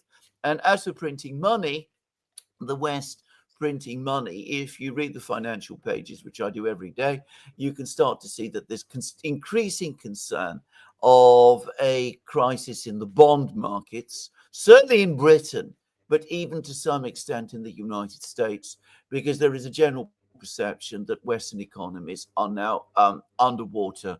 They're so indebted that they might not be financially viable in the future. So I'm afraid I did agree with you. I think that far too much has been made of this incident in geostrategic terms. I don't think it's altered the balance of the war. I don't think it's altered the military nuclear balance in any way. The one actual effect of this incident has been to alarm some people, not everybody, but some people within the US political and military establishment, because they're worried that this Ukrainian attack violates the START treaty, and apparently there's been some anger, in fact, not just some, a lot of anger in Washington about this. You had Trump calling Putin to assure him that America was not involved. So I think ultimately this incident, as I said, is going to be one of those incidents that people are going to move on from, and it will be seen in the end that it's made very little difference. Flying Boar says, I always thought Alex Mercouris and Marcus Papadopoulos are brothers. Well, there you go. There you go. From Fuzzy Balls, if Russia were to eliminate one target within the city of London, the 1.1 square mile area within London have the most impact? I am nice just to repeat again this. You're talking about my country, and indeed, if you're talking about London, you're talking about my home city. I really don't feel comfortable at all talking about London as a potential target in a nuclear war. I think any kind of attack of that kind anywhere in Britain would have a colossal impact. I pray, believe, and hope that it will never happen. Ralph Steiner says, Captain Blackadder, Rogard the Swahili Pygmies. Absolutely true. By the way, it's a brilliant series.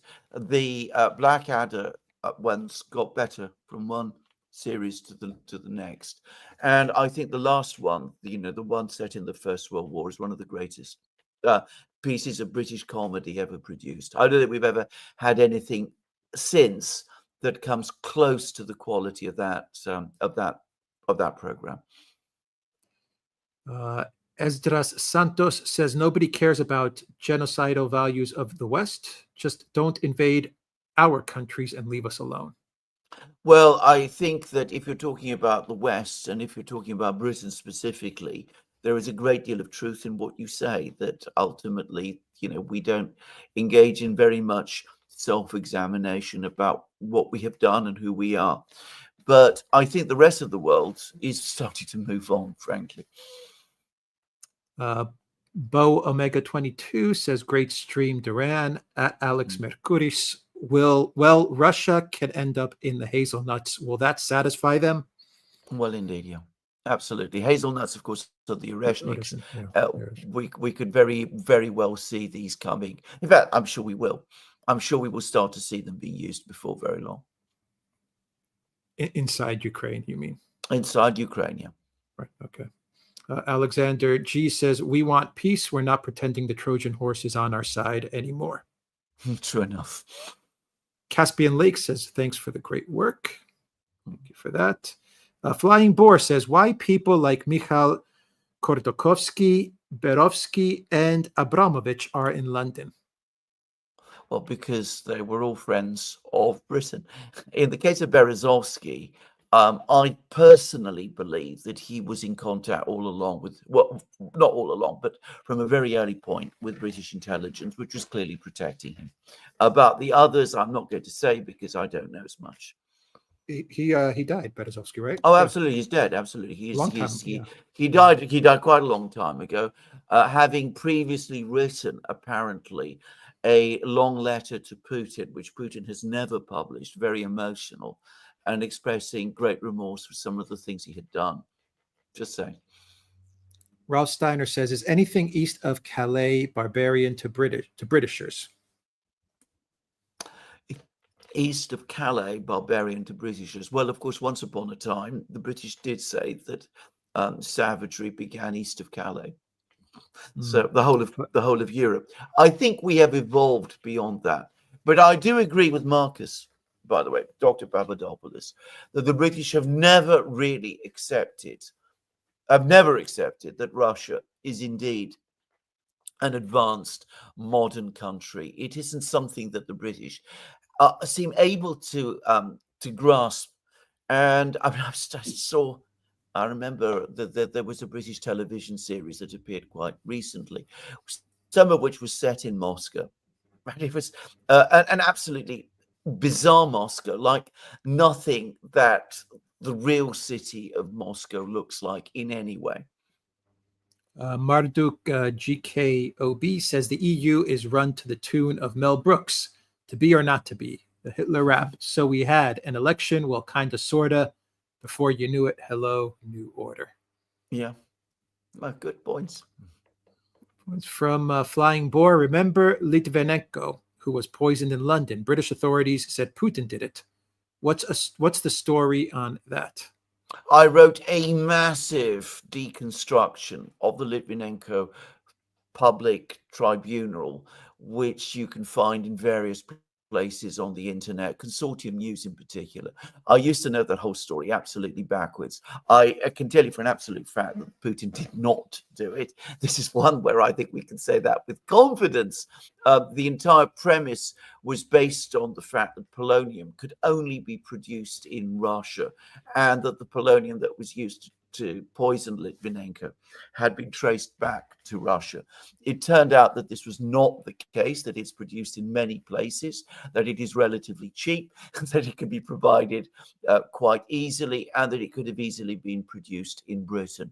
Now, I can say this today. I couldn't say it then when I wrote that piece because he was still alive. But I personally believe that Berezovsky was probably, not definitely, probably the person who arranged Litvinenko's death, because there was a very, very compelling witness who gave evidence to the tribunal, evidence which the judge, after having heard her, said that he found persuasive, and that he believed that the person, this witness, was, sincere and probably telling the truth. And I've also met this witness myself, by the way.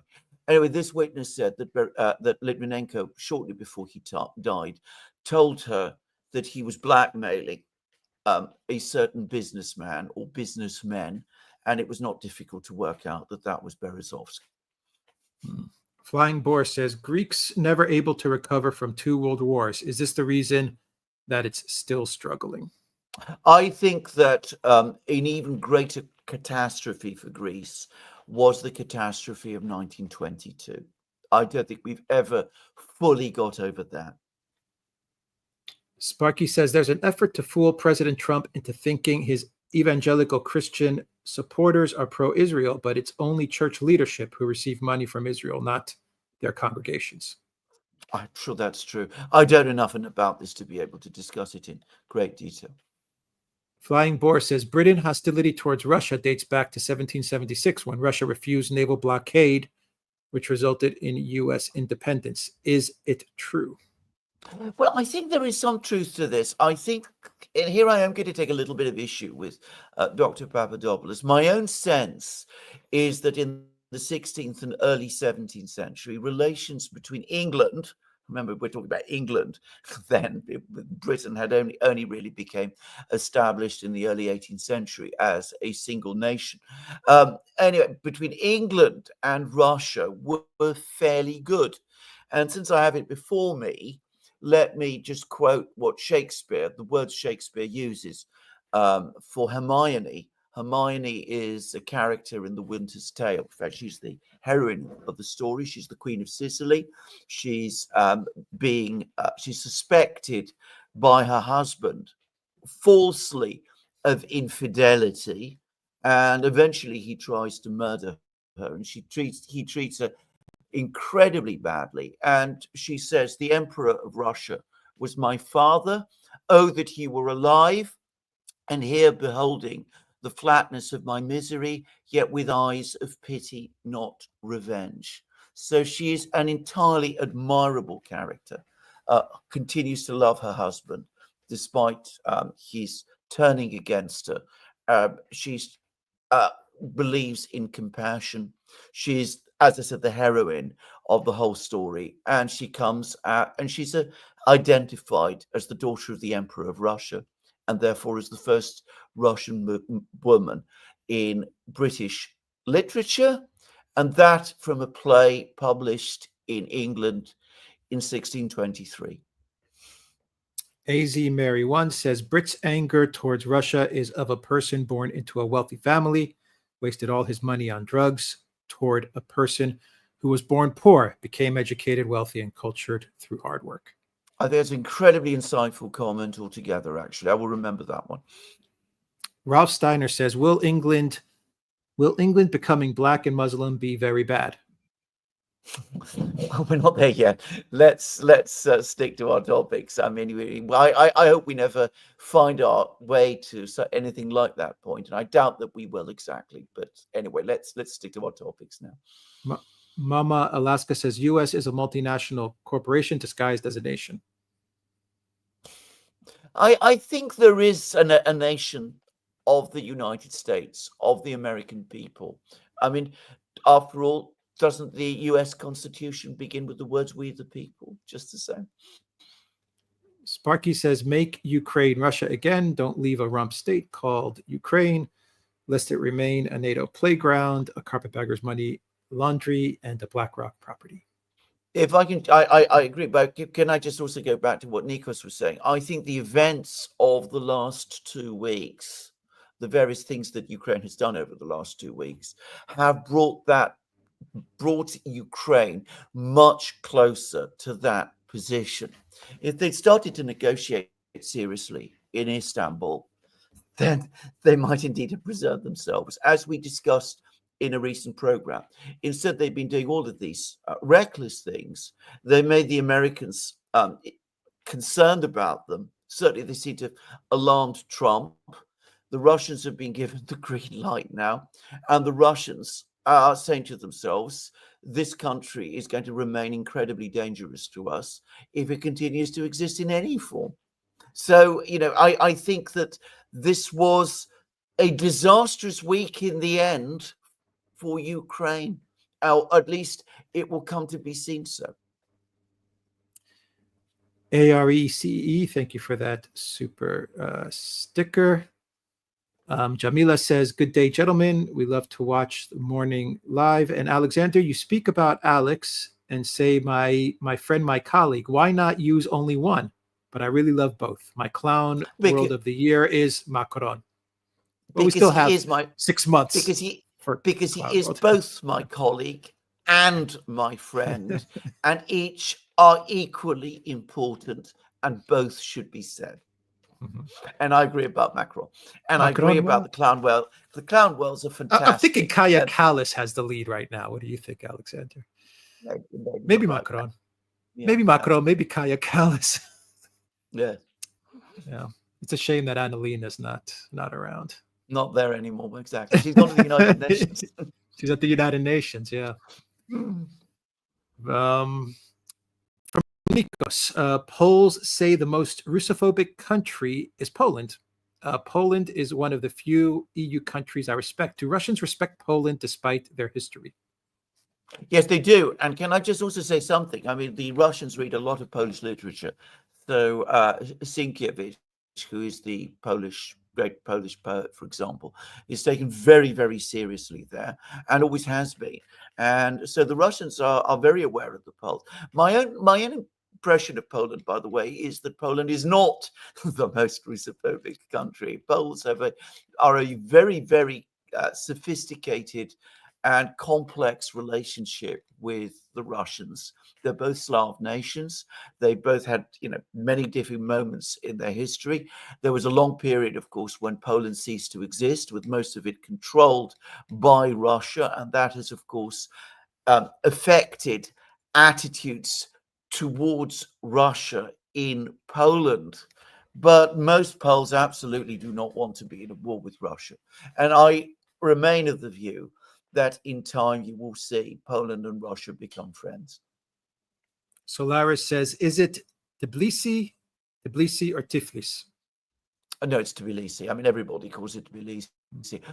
There's no particular objection to the name Tiflis, but it's not used anymore. At least I never saw anybody use it whilst I was there.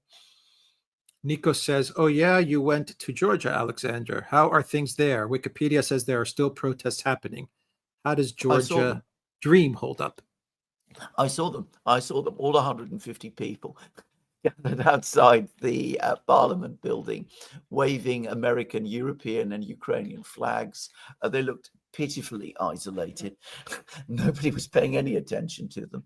There was barely a policeman in sight. I mean, it actually looked rather forlorn. And I should say that in every other respect, the country looked completely stable. I traveled outside Tbilisi itself. Life seemed to be going on as normal. The country is in the middle of a major economic boom. And the government, I'm not going to say it's exactly popular, but it is very widely supported.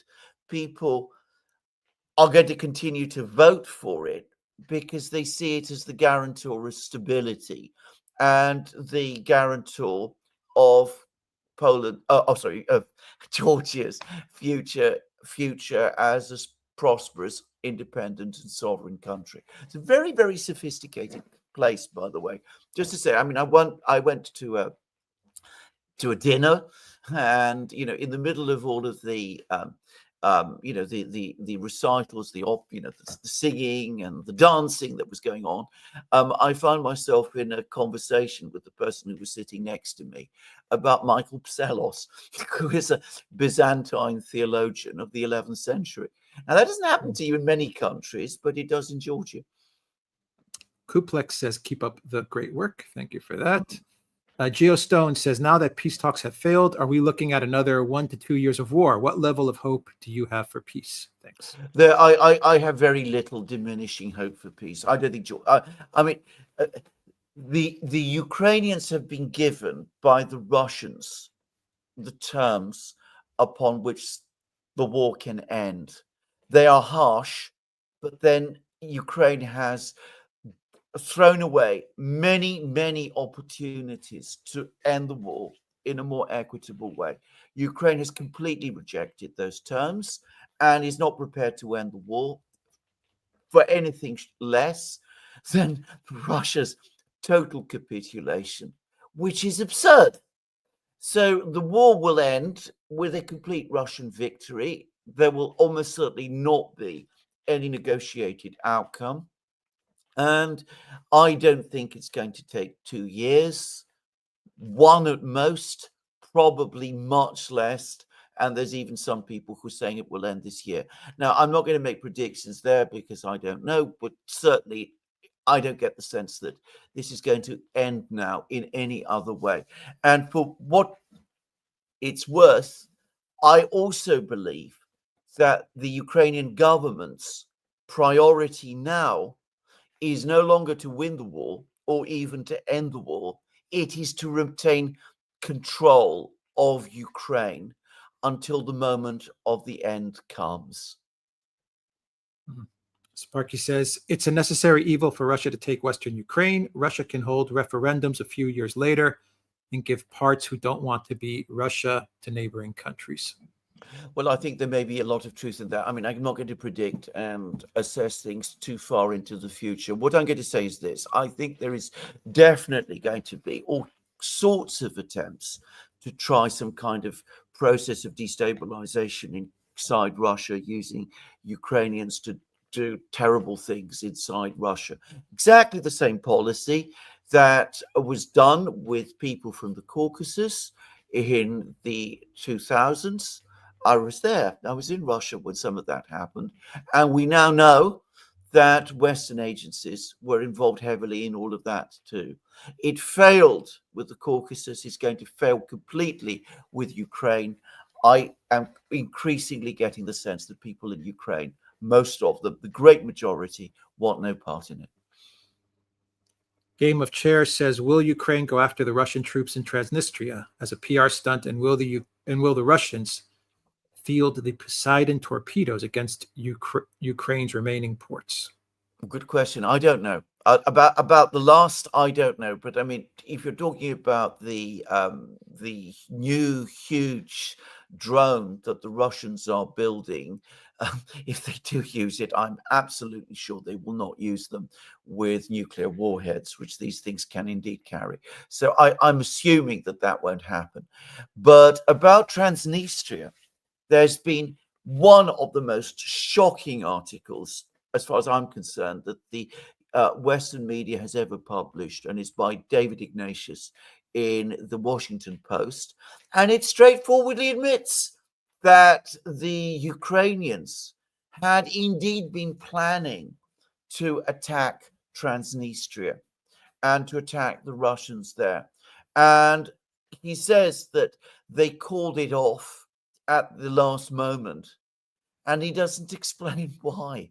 So that plan exists, was considered, came very close to being acted upon, but for some unknown reason, it wasn't acted upon.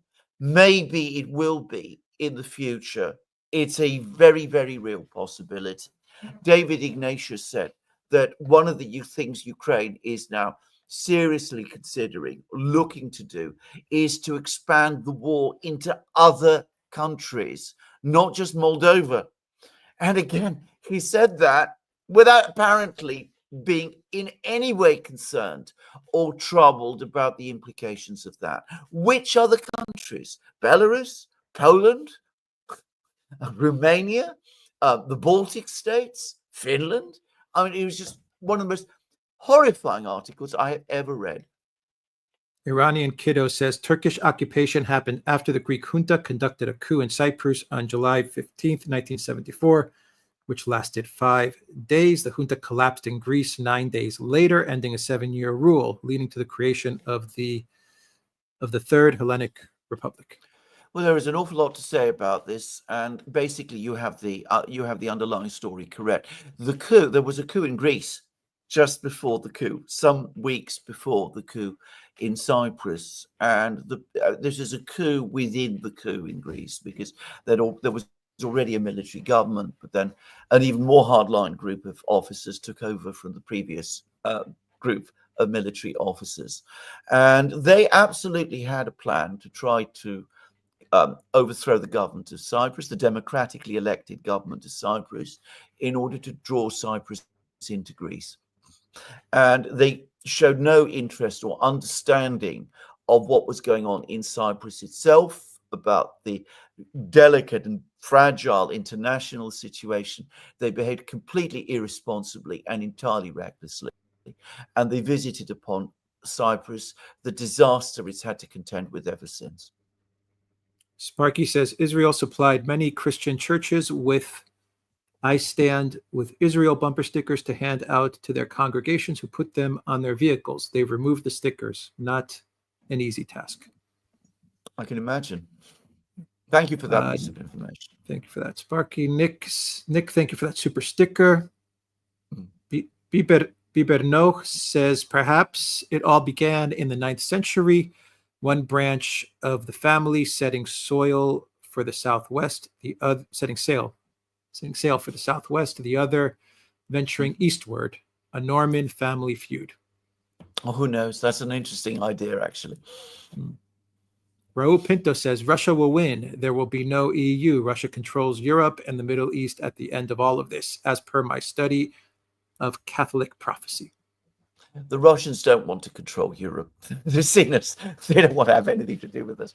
I mean, they want peace on their western border. That is the overwhelming sentiment I heard when I was in Russia. I believe it is the one that the Kremlin also has. Du Abscondis says the best option is for Russia to take Lvov, neutralize the Banderites, and then hand the rebel back to Poland on the condition that they don't enter the fight. Well, we can come up with all kinds of scenarios and possibilities. I think at the moment, the thinking in the Kremlin is about how to destroy the Ukrainian army and end the war. And I think once they've done that, and have secured the Black Sea coastline, I think then they will start to think more seriously about these future options.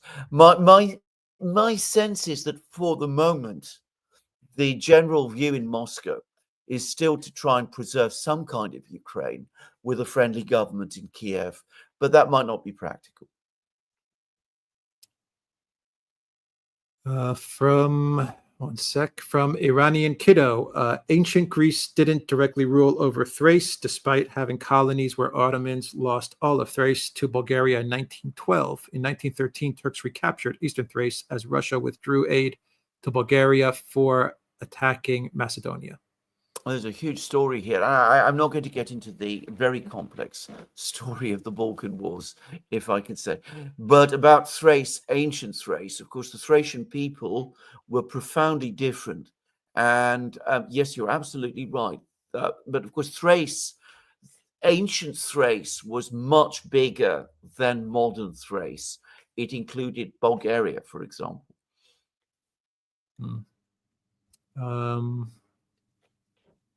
Bo Omega says the Duran is on Locals. Please join us there. Very true. We are on Locals, the Duran.locals.com.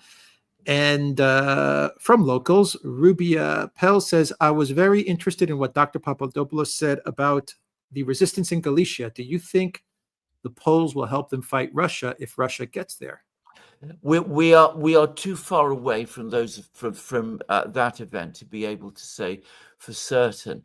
Now, what I'm going to say, I say with absolutely no pleasure. In fact, I think this is a terrible possibility. But I think if ever we get to a situation where the Russian army reaches Galicia, what we are very, very likely to see is massive refugee movements heading westwards.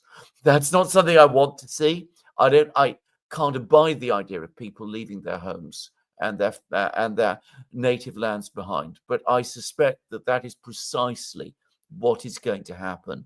And when that happens, then other problems and issues that people speculate and worry about suddenly begin to lose their relevance.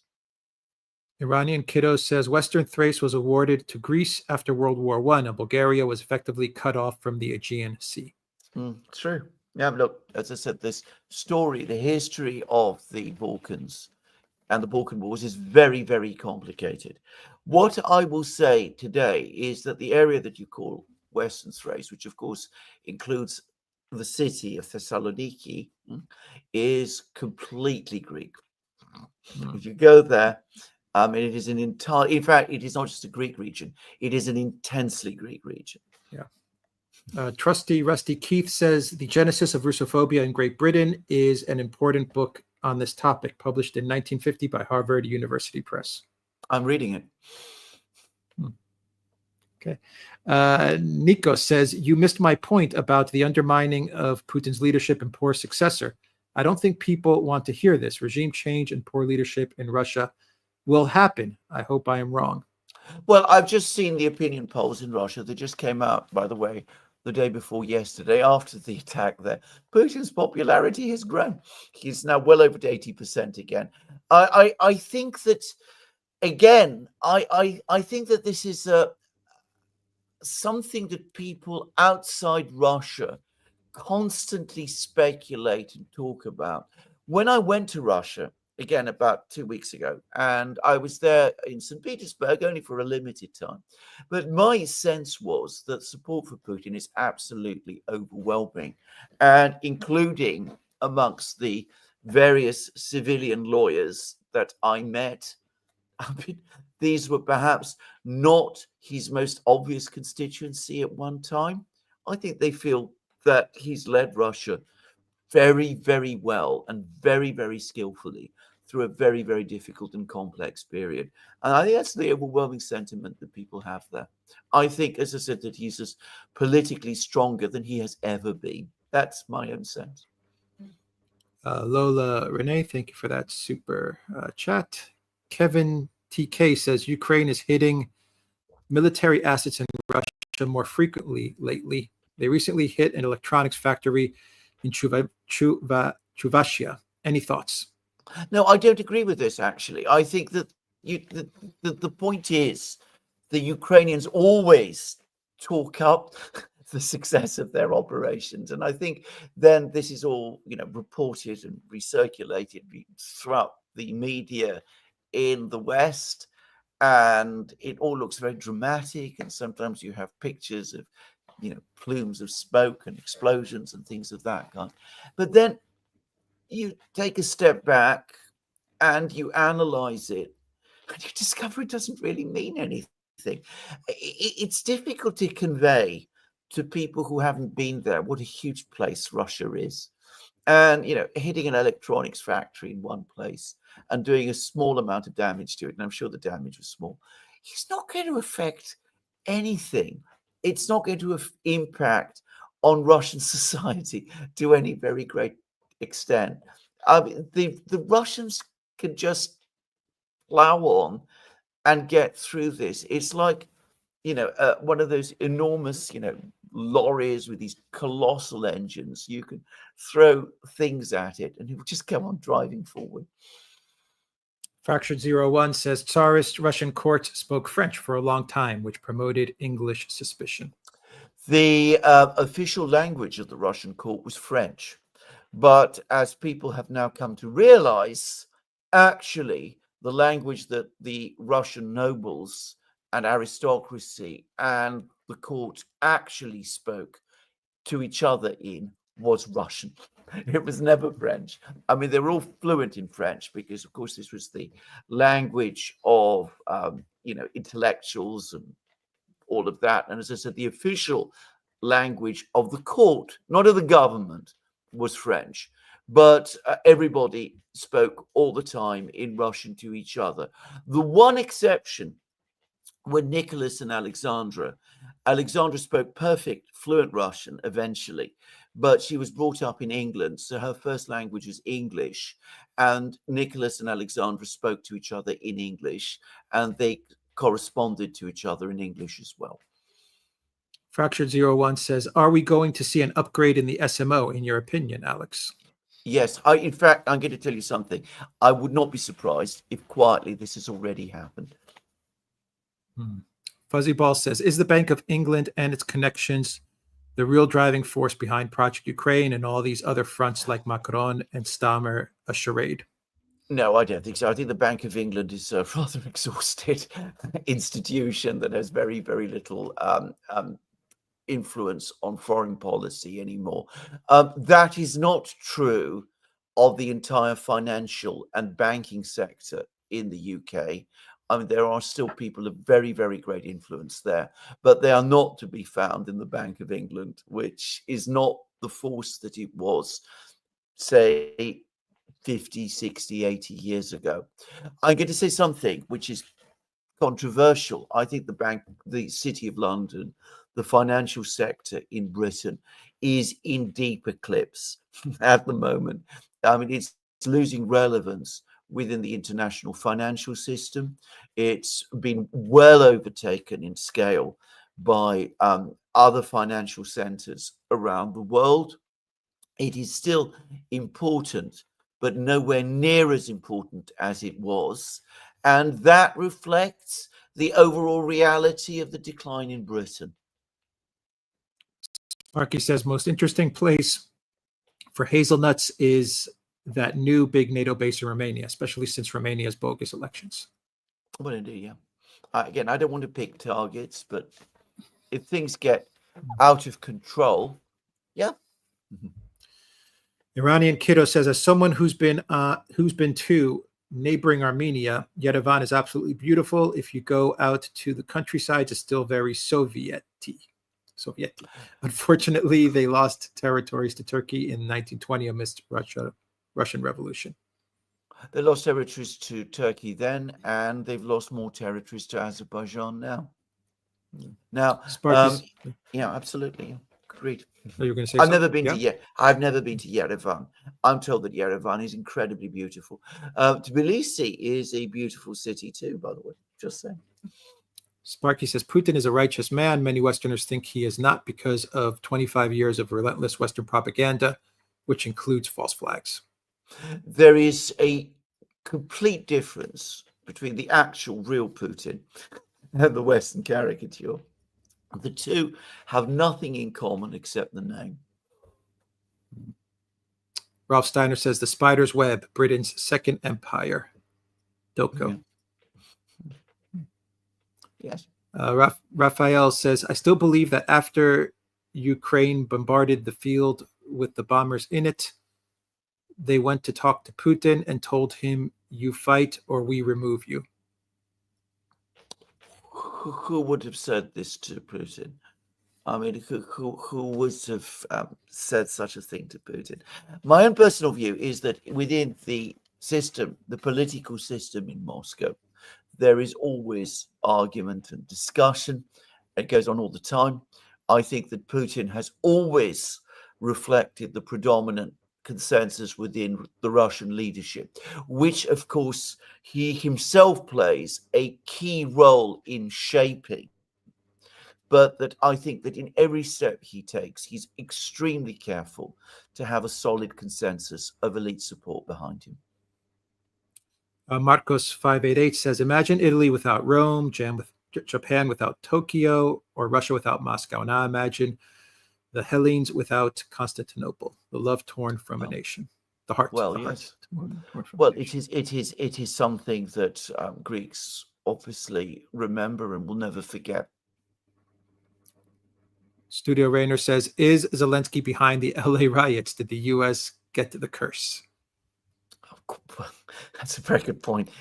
Perhaps. Anand Calrissian, thank you for that super sticker. Fuzzy Ball says, Kaya Kallas's grandparents were actually exiled for being Nazi sympathizers, which explains her sympathy for Ukrainians. Her ascension is expected.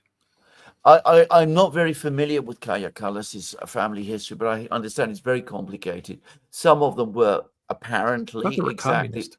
And others were communists. I was going to say, and actually very senior officials apparently within the Estonian Communist Party. Just to say, yeah, very privileged, very senior. Yeah, that's what I've heard. I don't know. Studio Rayner says, I have a theory that the conflict has been overly exaggerated by Zelensky to make more money. I really wouldn't be surprised if Zelensky was a Russian agent. He scammed the U.S. more than Israel.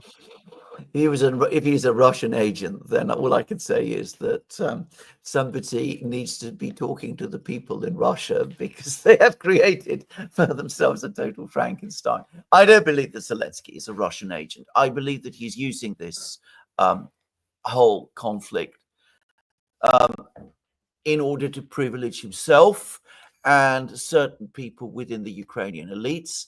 In other words, exactly like Alex has said many times, I think it's a grift, and I think it's a grift that they are absolutely determined to continue and will succeed in doing, by the way.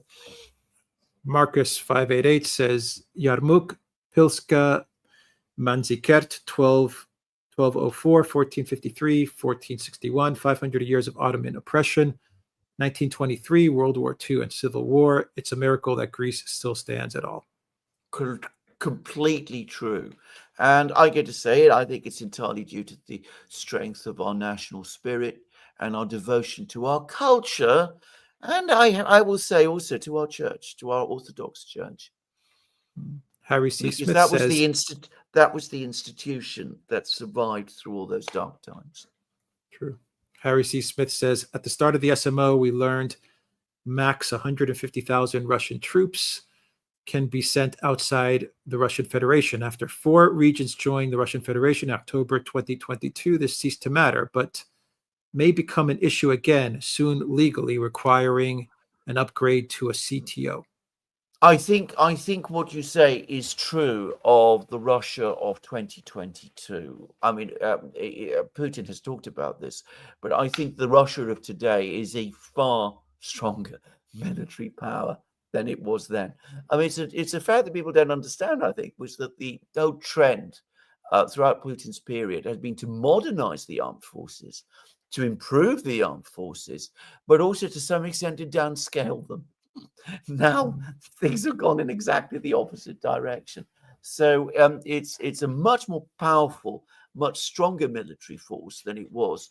And they now have a very ambitious plan, which I don't know the details of because it hasn't been published, to upgrade the size of the Russian Navy. And apparently it's just been signed off by Putin. And that, of course, might make power projection much more a possibility than we've seen previously.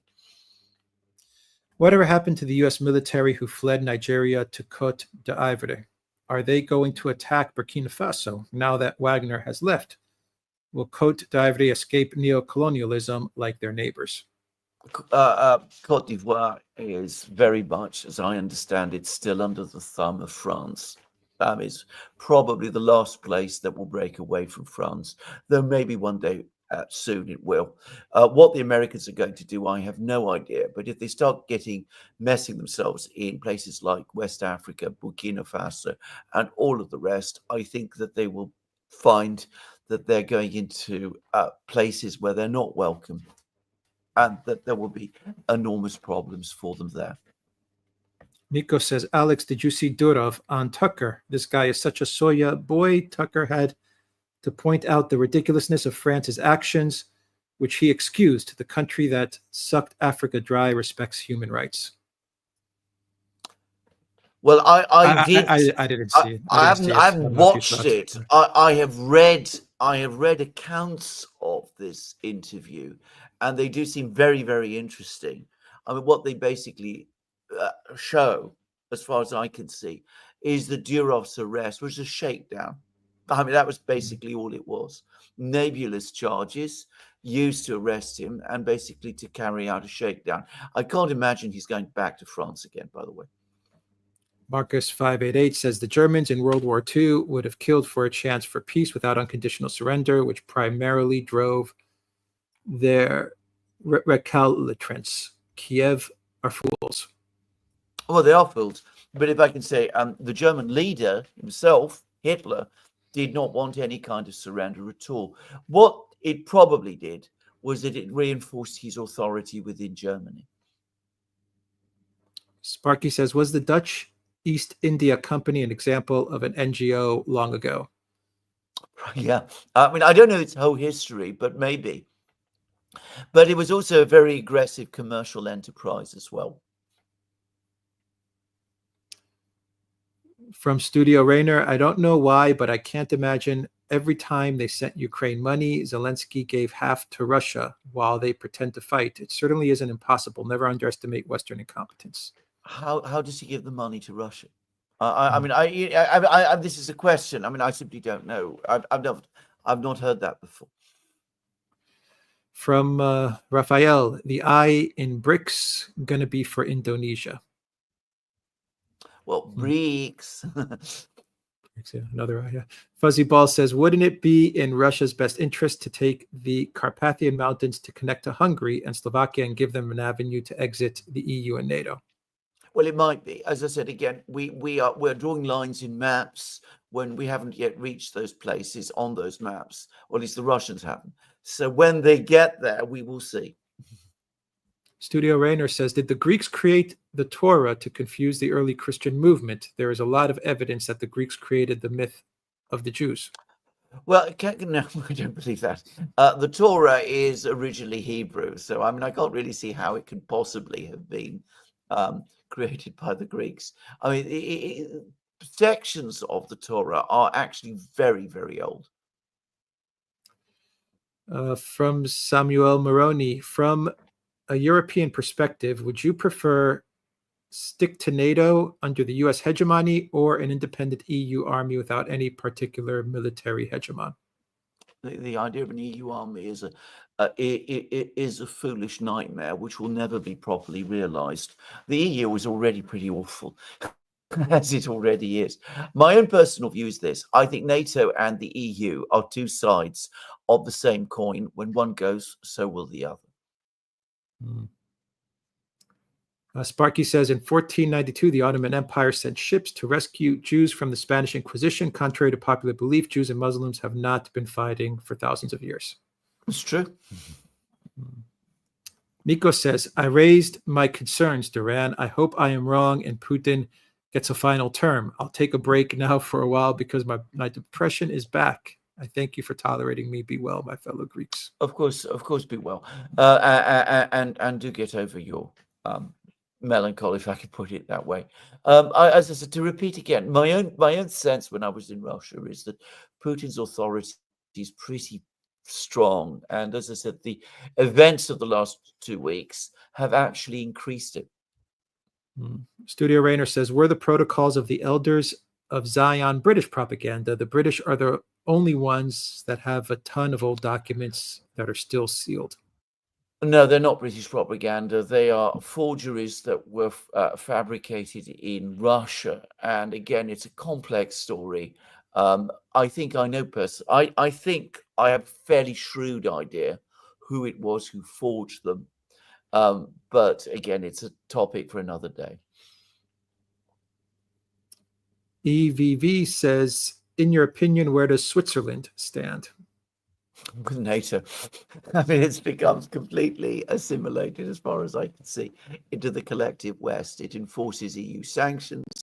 It supports NATO policies. It supplies weapons which find their way ultimately to Ukraine, despite the various denials. So I think it's absolutely now part of the collective West. Not the Swiss people, who remain deeply committed to Switzerland's historic neutrality, but the political class in Switzerland has a different agenda altogether. Studio Rayner says, I wish people would stop wanting Russia to use big bombs to show strong. Putin does not run the military. It's attritional war, not PR war. Well, indeed. And I mean, I think that you're absolutely correct. And I'm going to say something. I mean, being a very, very strong country is being a very, very disciplined country, not letting yourself be thrown off balance by unexpected things, which, of course, always happen in war. Iranian Kiddo says Tiflis is the Persian pronunciation for Tbilisi. Right. It was changed by Stalin in 1936. Eastern Georgia and Tbilisi were an autonomous region of Iran for 3 centuries. It was annexed by Paul I in 1801. The king was removed and it was absorbed into Russia. You're absolutely correct on every point, and thank you for your explanation and clarification. Thank you for that. Fuzzy Ball says, if something happened to Putin, Medvedev would be far more lethal and less patient towards Ukraine. True enough. Studio Rayner says, was Tucker Carlson serious about Ukraine arming cartels? The Mexican president's rhetoric has been basically threatening war. I don't know about this. I mean, if the Mexican cartels have been getting weapons from Ukraine, that would not surprise me. Whether Zelensky has had any role in that, I rather doubt, because I can't imagine that even someone as unbalanced as he would do something like that. But then you never know. Paulie says, hi, Duran. Could you invite J.M. Burlingame for an interview? He has an interesting look on the ongoing events. Thank you very much. Oh, interesting. Okay. Yeah, we'll reach out to J.M. Burlingame. Thank you for that. Studio Rayner says, I want a Greek wife. Okay. Elza says, gentlemen, could you give a brief summary of the financial crisis in Greece a decade plus ago? I still hear arrogant comments from my German colleagues, even if the German economy is self-deleting. Well, I mean, it's a massive and very complex story and would take a long time to describe. But very, very briefly, Greece joined the euro because the people in Brussels wanted it to. They were very, very keen on Greece to join. I know that because my father, who had contacts in Brussels and including in the Commission, was one of the many people from Greece going to Brussels and telling them that Greece was not remotely ready to join the euro and that it made no sense for them to do so. And they completely ignored what he was saying and told him in clearest terms that as far as they were concerned, it was essential to complete Europe that Greece join the euro.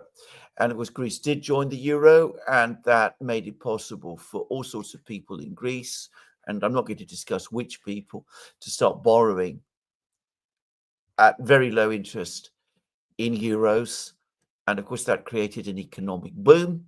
and the economic boom had completely unstable foundations. And then there was the larger financial crisis that engulfed the world in 2008. And eventually that brought the entire boom, the bubble, if you like, in Greece, which was affected by a great deal of corruption. It caused that bubble to burst. But the key thing to say is that, yes, Greeks were major players in that bubble, and they were some of them were corrupt too. So were a lot of other people from outside, especially from Germany. I mean, Alex can provide a lot more details about this than I can, but an awful lot of people in Europe made an awful lot of money out of what happened in Greece. Mm-hmm. Yep, they did. Big German companies made a lot of money.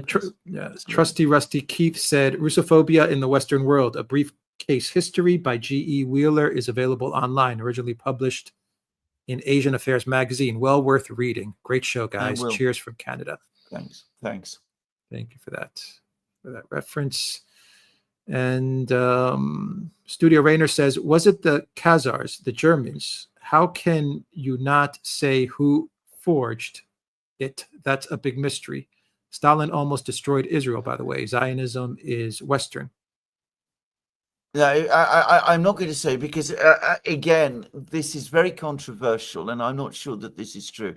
But my own personal view is that it was a certain Russian intellectual, not somebody I'm sure anybody here has ever heard of, but it was the first person who published it. Alexander, I think that is everything. Yeah. Your final thoughts as I do a final check? The topic of British-Russian relations is one that will continue and develop. And I'm going to say it, I personally, as a Greek living in Britain, have a great deal of bafflement about it, because I absolutely accept what Marcus was saying about the British have this enormous sense of superiority over the Russians. But the obvious synergies between Russia and Britain are so clear to me that I have never understood why the British cannot see them themselves and can't embrace the opportunities for partnership that are there. And where I would disagree with Marcus a little is that I don't get the sense that there has been the same antagonism to Britain in Russia that there has been to Russia in Britain. Again, seeing the enormous number of adaptations of British books and novels that you get in Russia, film adaptations, shows a great affection and interest in British things. If anybody can ever track them down, you can find them on YouTube. Just go and see some of the Russian adaptations of Sherlock Holmes stories, for example. Studio Rainer says, the Brits created the protocols of the Elders of Zion to subvert Orthodox Christianity. It explains Stalin's purges all, and Churchill was left with Zionism. Stalin was based. No, I don't agree with that. I don't agree with that. I mean, I'm not an authority on this topic, but I have read a book. The information I've got is from a book written in the United States, a study of the Okhranka, the Russian secret police of that time, which concluded that it was absolutely not the Okhranka that forged the protocols, that it was not any person within the intelligence world altogether, British, Russian, or anyone like that, that it was a intellectual who did it basically as a joke. Paulie says, tomorrow, the 11th till the 15th of June, the Bilderbergs meet in the Grand Hotel in Stockholm, Sweden. Oh. Interesting. Iranian Kiddo says, well, we would love to be a fly on the wall. Well, I wonder what they're going to discuss. Iranian Kiddo says, Yannis Varoufakis made the economic situation worse in Greece. Not just him. Mr. Tsipras did too, as I was saying at the time, as I was saying at very, very great length at the time, and as I very well remember. Yep. And finally, not finally. Studio Rainer says, final question: where to find a Greek wife? Greece. Greece. yeah. Elsa says, thank you, gentlemen. It's not the same without your live shows. Alexander, I hope we see you on Locals tomorrow. Thank you. Well, you absolutely will. Now, let's just to remind everybody, 1400 hours Eastern time, EDT, 1900 hours London time on Locals. I'll be doing my live stream then. All right. Thank you to everyone that watched us on Odyssey, on Rockfin, Rumble, and YouTube, and of course, the Duran.locals.com.